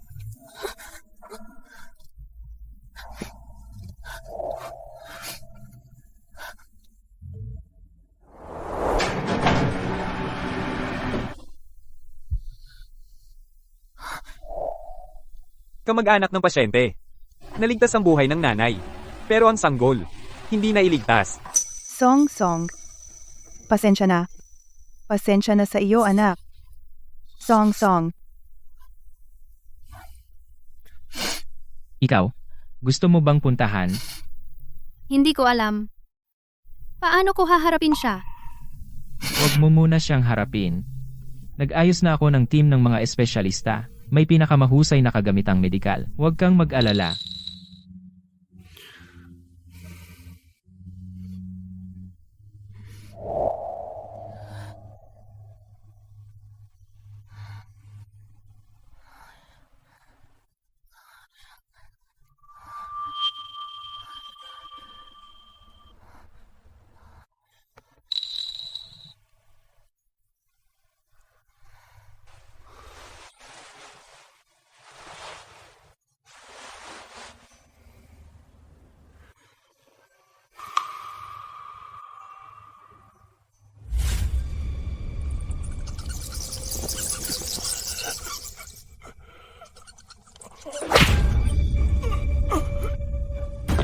Sabi ko na sa iyo kung gagalawin mo pa ang kahit isang hibla ng buhok niya.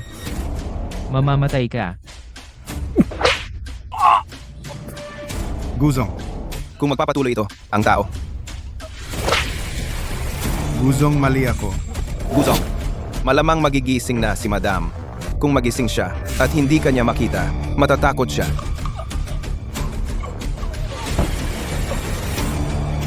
Putulin ang mga kamay at paa. Itapon sa hilagang Myanmar. Huwag mo siyang patayin ng mabilis. Oh,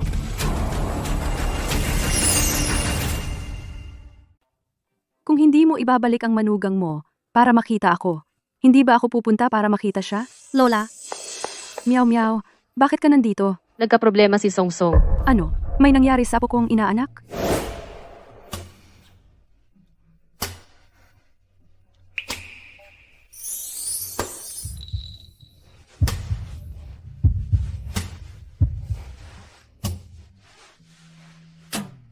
Nagising ka na.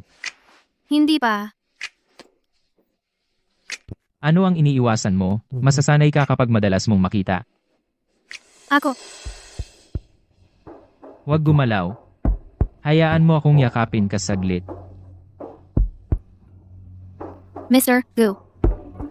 Anong nangyari sa iyo? Natatakot ako. Natatakot akong dumating ng huli.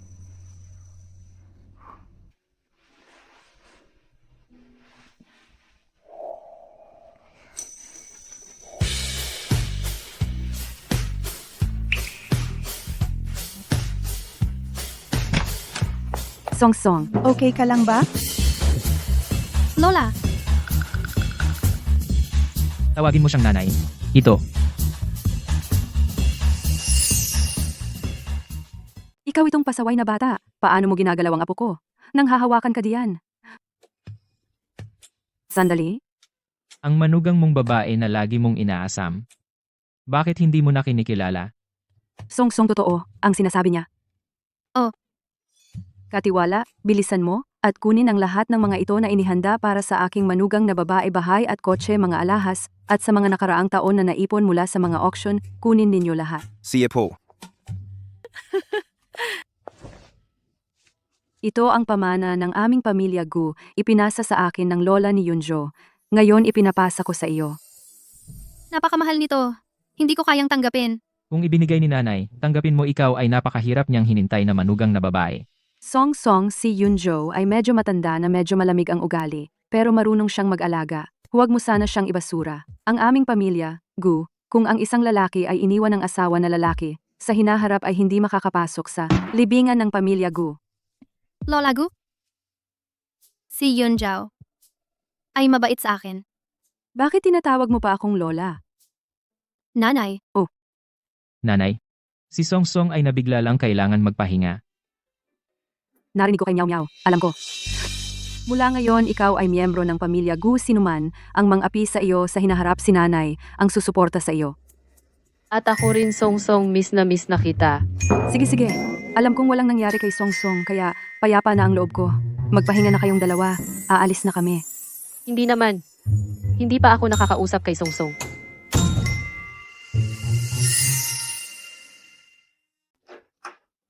Lola, hindi pa ako nakakapaglaan ng oras kay Song Song. Kung magtatagal ka pa, maaantala ang pagiging stepsister mo. Magiging ninang na ako. Dapat na talaga tayong maghanda. Bumili muna ng lupa para sa apo ko, gagawa ng playground. Kailangan ng maghanda ng mabilis. Tingnan mo ang reaksyon ni Song Song, malayo pa ang daan ko para maging ninang, napakalayo pa. Tita, Bakit nandito ka pa? Tita, may ilang bagay pa akong hindi pa nasasabi sa inyo. Hindi pa ninyo alam na may lumitaw na isang sirena na nagngangalang Wen Song sa tabi ni Kuya Yunjo. Lagi niya akong inaapi. Tita, kayo na po ang bahala sa akin. Anong sinasabi mo? Kasal na si Yunjo. Si Song Song ang kanyang lehitimong asawa. Siya ay naging bahagi ng pamilya Gu, manugang na babae. Hindi ko papayagang siraan mo siya. Tita, nasabi ko lang iyon dahil nagmamadali ako. Hindi ko napigilan ang aking bibig. Magkaibigan ng ating pamilya mula pa noon. Pero si Kuya Yunzo, para sa kanya, kinansela ang aking mga endorsement. Lahat. At pinagbintangan pa ako. Yunhe, ang pamilya Gu, dahil sa napakatagal na relasyon, ay marami nang inalagaan sa iyo. Dapat kang makontento. Kung marinig ko pang muli na sinisiraan mo ang aking manugang, huwag kang magtaka kung hindi ko na igagalang ang mga magulang mo. Umalis ka na. Tita, ngayon, kahit si Tita Gu ay kinikilala na ang babaeng iyon. Kailangan ko siyang sirain. Kung hindi, habang buhay, hindi na ako makakapag-asawa sa pamilya Gu.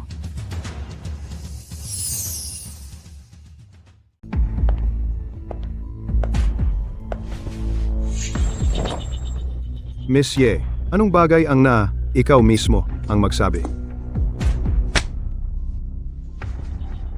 May bagong proyekto ang Dingsheng kamakailan.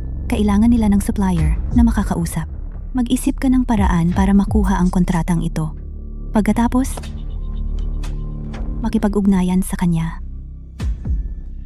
Utos ni Miss Ye, siguradong gagawin ko.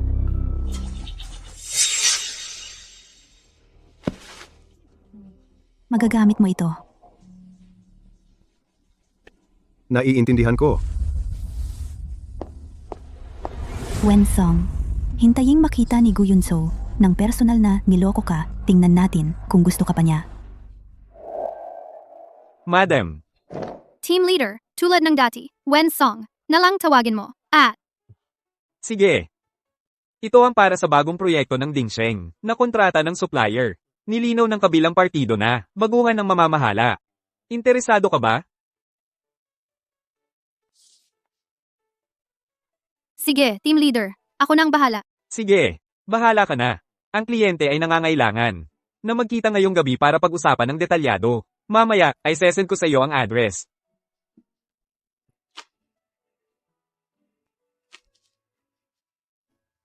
Pagod ka sa trabaho, Mrs. Gu.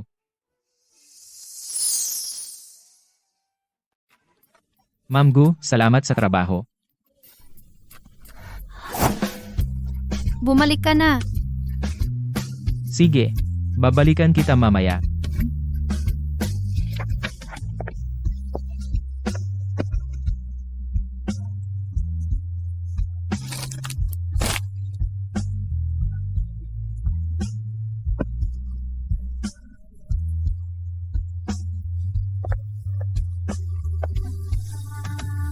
Dumating na si Ginoong Gu. 7, 8, 9, 10 beses na. Tiyak na may kailangan siya sa'yo.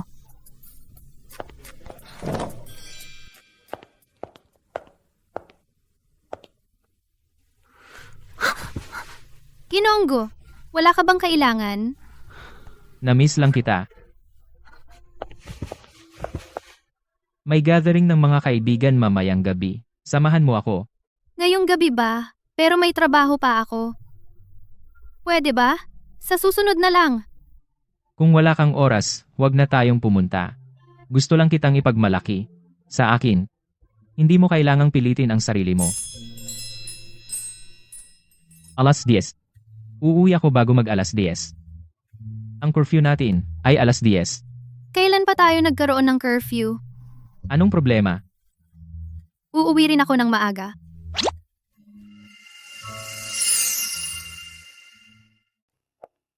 Dito na.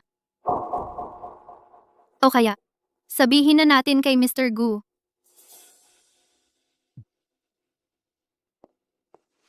Miss, may privacy policy ang club namin. Hindi pinapayagan ng magdala ng cellphone. Itatago ko muna ito. Sige.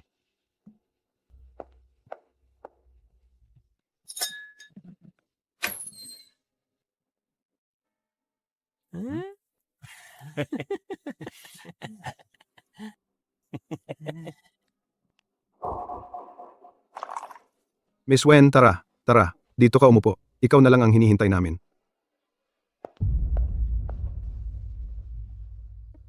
Mr. Kian, tungkol sa partnership na ito, Miss Wen, kasi simula mo pa lang sa trabaho, di ba? Hindi mo pa masyadong alam ang rules. Sa pakikipag-usap tungkol sa partnership, kailangan munang uminom ng isang baso para magkakilala tayo. Gusto mong pag-usapan ang negosyo? Uminom muna tayo ng isang baso para magkakilala tayo. pasensya na, hindi ako masyadong marunong uminom. Pag-usapan muna natin ang negosyo. Binibining Wen, hindi ito pagbibigay ng mukha. Oo nga. Ito ay hindi pagbibigay ng mukha. Binibining Wen ha. Hindi mo yata naiintindihan. Usapang negosyo. Saan ka nakakita ng negosyo na walang alak? Binibining Wen. Hindi naman ibig sabihin na wala kang kahit anong katapatan. Wala man lang. Hindi pwedeng lahat ay umasa kay Jigu. Ang negosyong ito, kailangan kong makuha ito. Are Maton.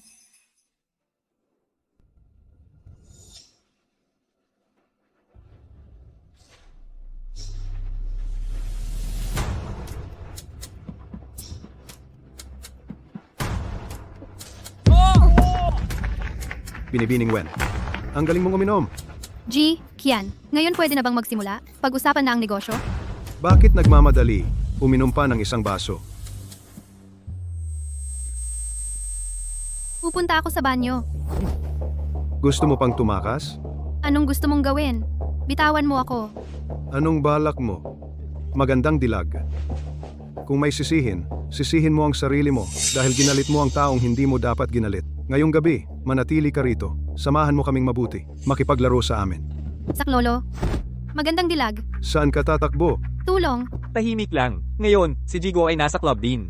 Kung mahuli tayo niya, lahat tayo magkakaproblema. Ako ang asawa ni Gu Yunjo. Maglakas loob ba kayong galawin ako? Hindi niya kayo hahayaan na ganyan lang. Ako ang asawa ni Gu Yunjo. Lalapit kayo sa akin? Hindi niya kayo papatahimikin.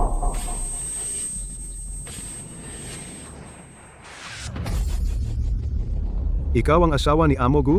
Ako pa ang tatay ni Amo Gu. Tama.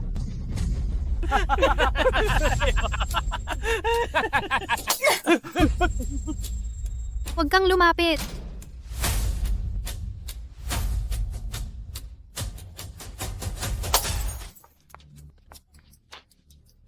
Habulin ninyo.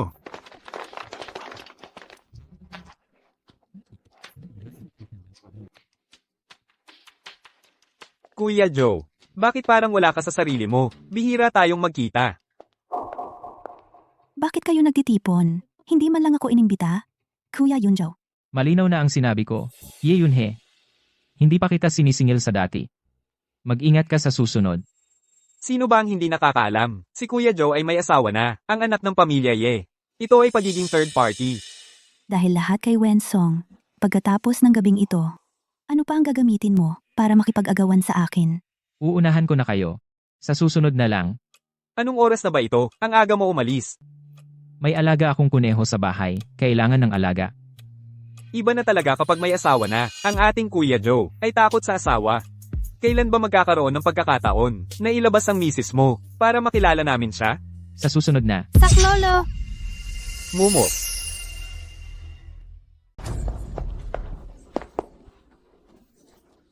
Takbo pa? Mamaya pagsisisihan mo. Doon, dali! Hintayin mo, pagsisisihan mo. Ginoong Gu.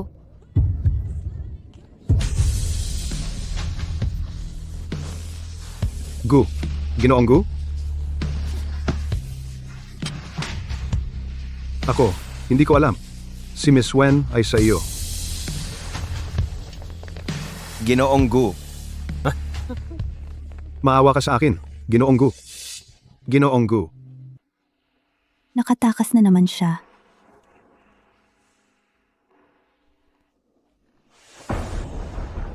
alamin. Sino ang nagutos? Opo.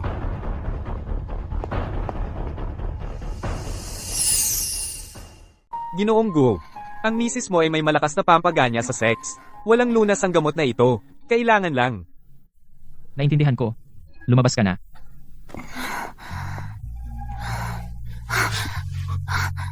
Huwag kang umalis. Song Song. Alam mo ba kung ano ang ginagawa mo?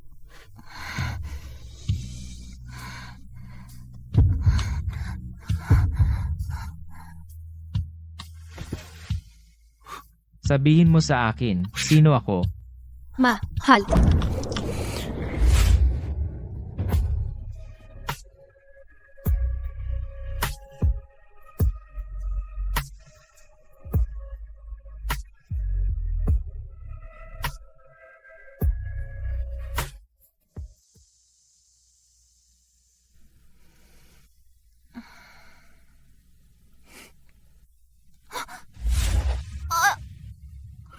Kasalanan ko.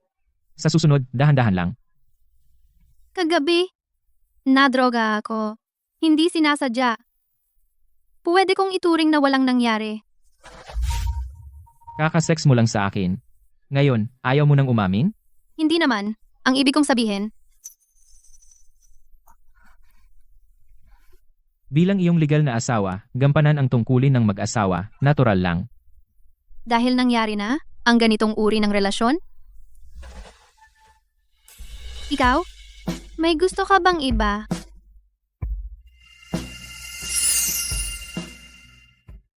Ano? Sinabi sa akin ni Meow Meow na, dati ikaw ay sa lumang bahay mismo mong sinabi. May gusto ka na sa iba.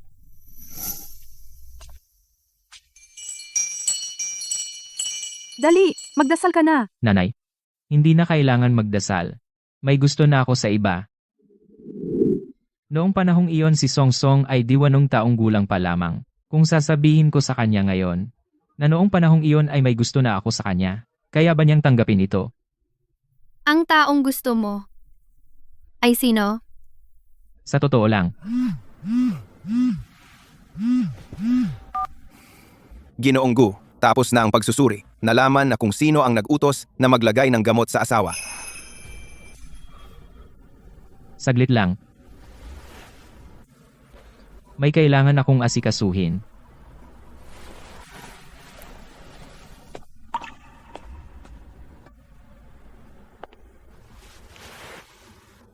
Song Song, ano ang problema mo? Inaapi ka ba ni Tio? Hindi.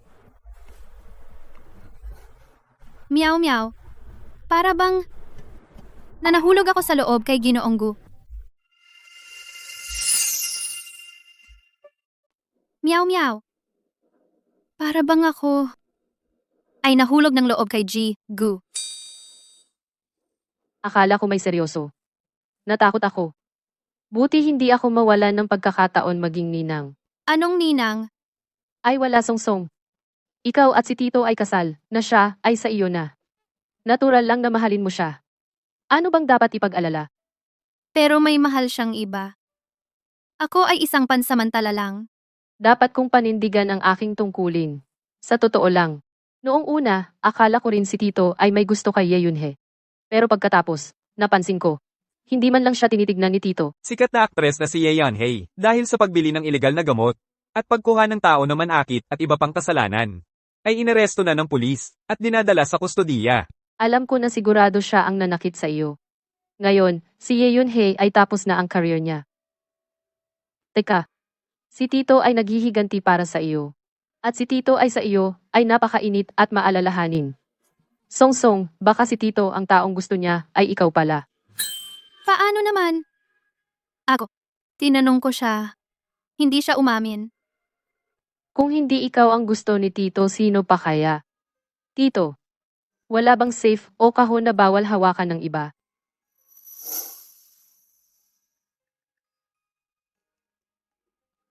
Tara, puntahan natin ngayon. Kung sino ang nasa larawan. Ngayon, bakit nakalock? Lock na may code A. Subukan lang ang password, mabubuksan na. Subukan mo ang birthday mo. Meow meow. Hindi maganda to. Ano bang masama doon? Ikaw ang babaeng may-ari ng bahay, subukan mo na.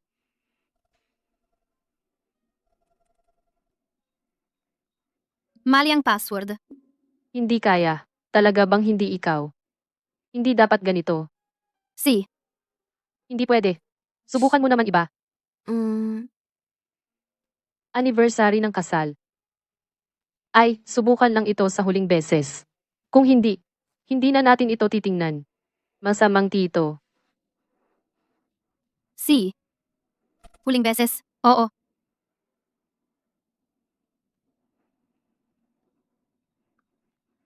Tama ang password. Paano nangyari? Bilis.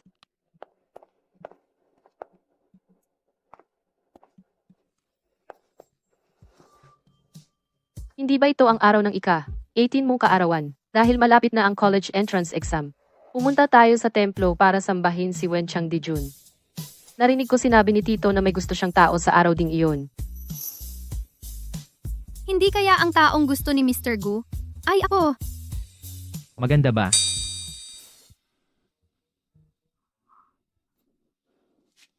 Tito, bigla kong naalala, inutusan ako ng nanay ko na umuwi para kumain. Uuwi na ako.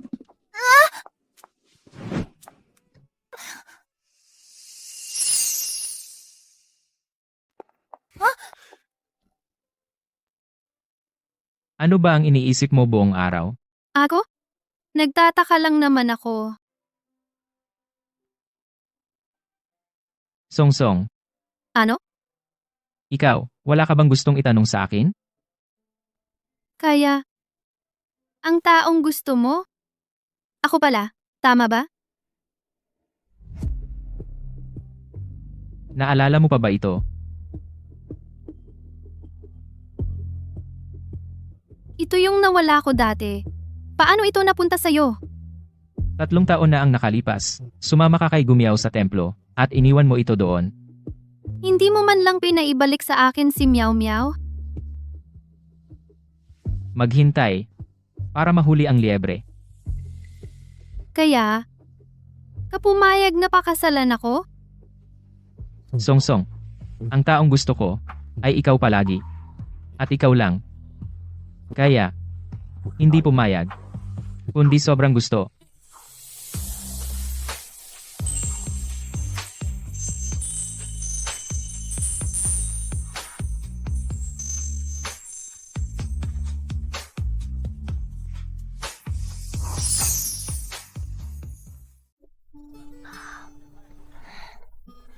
Matamis ba? Maasim.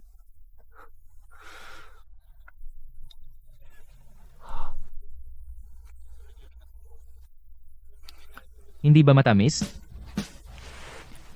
Matamis ang dalanghita. Pero ako ay maasim.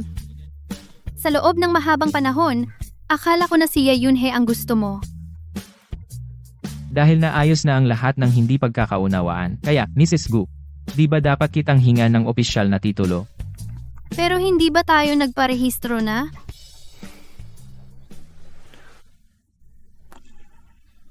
May utang pa ako sa iyo, isang engrandeng kasal.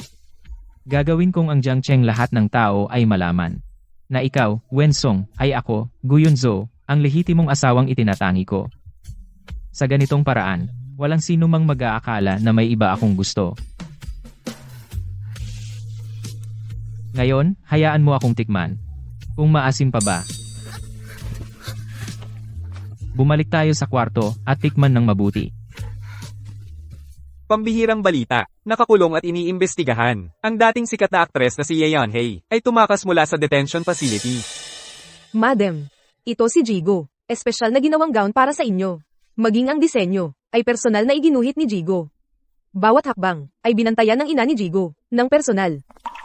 Madam, may dumating na babae sa labas na nagsasabing siya raw ang inyong ina. Siya. Nasaan? Ang babaeng iyon ang nagsabing siya ang nanay mo, pero ito lang ang iniwan at umalis.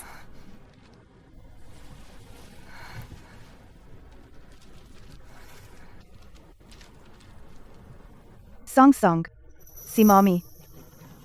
Sa mga araw na ito sa ospital, tuwing pumipikit ako, ikaw ang nasa isip ko. Noong 8 taong gulang ka, ang itsura mo noong mataas ang lagnat. Doktor nilalagnat ang anak ko. Kailangan muna magparehistro para magpatingin sa doktor. Doon ka muna magparehistro. Ikaw lang mag-isa? Kailangan pumila doon. Walang mag-aalaga sa bata mo. Kailangan mong buhatin siya. Sige.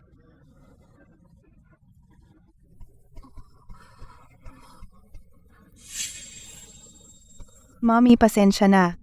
Kung nandito si tatay, hindi ba? Hindi na tayo mahihirapan ng ganito. May tatay na akong kasama. Nangako ako sa sarili ko. Bibigyan kita ng isang kumpletong pamilya. Pero bakit ba ako nabulag? Ang dami kong pagkukulang sa buhay ko. Natatakot akong wala kang ama. Tayong mag-ina, pag-usapan ng iba, natatakot na walang masandalan, natatakot sa lahat. Pero hindi ako natatakot na magdusa ka. Ngayon ay, ang araw ng kasal mo. Hindi na ako pupunta. Baka masira ang swerte mo. Maligayang bagong kasal. Anak.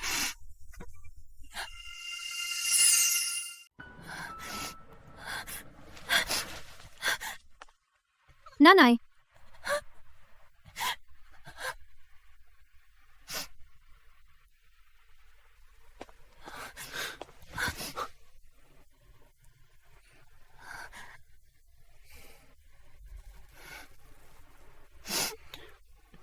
Song. Nakikita kitang masaya. Mas mauuna akong umiyak kaysa sayo.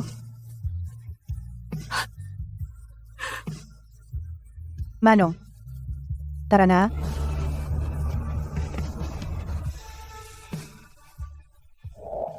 Song, ang ganda mo ngayon.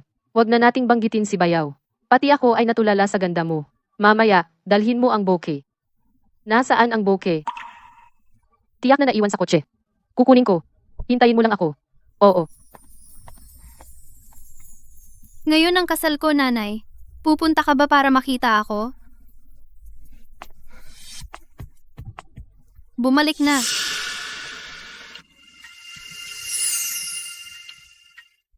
Wensong, sinira mo ang lahat sa akin. Gagawin ko ring mahirap ang buhay mo.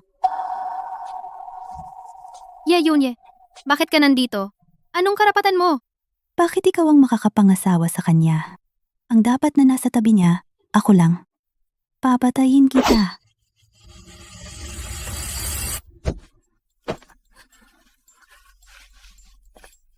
Joe, hindi mo to pwedeng gawin sa akin. Huwag mo akong patayin. Joe. Dalhin mo siya sa ibaba. Dalhin sa presinto.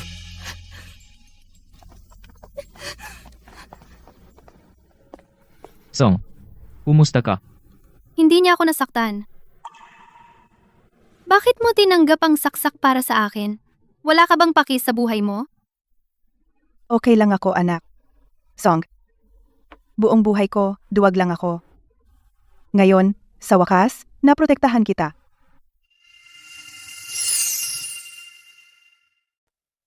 Song, Nay, napahiya ba kita?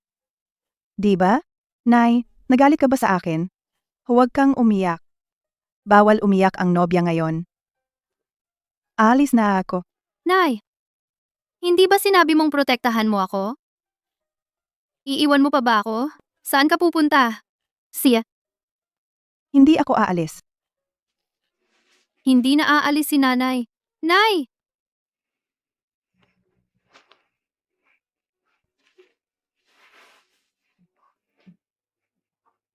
Jigo Yunjo. Binibini Wensong. Hand ba kayo? Maging mag-asawa?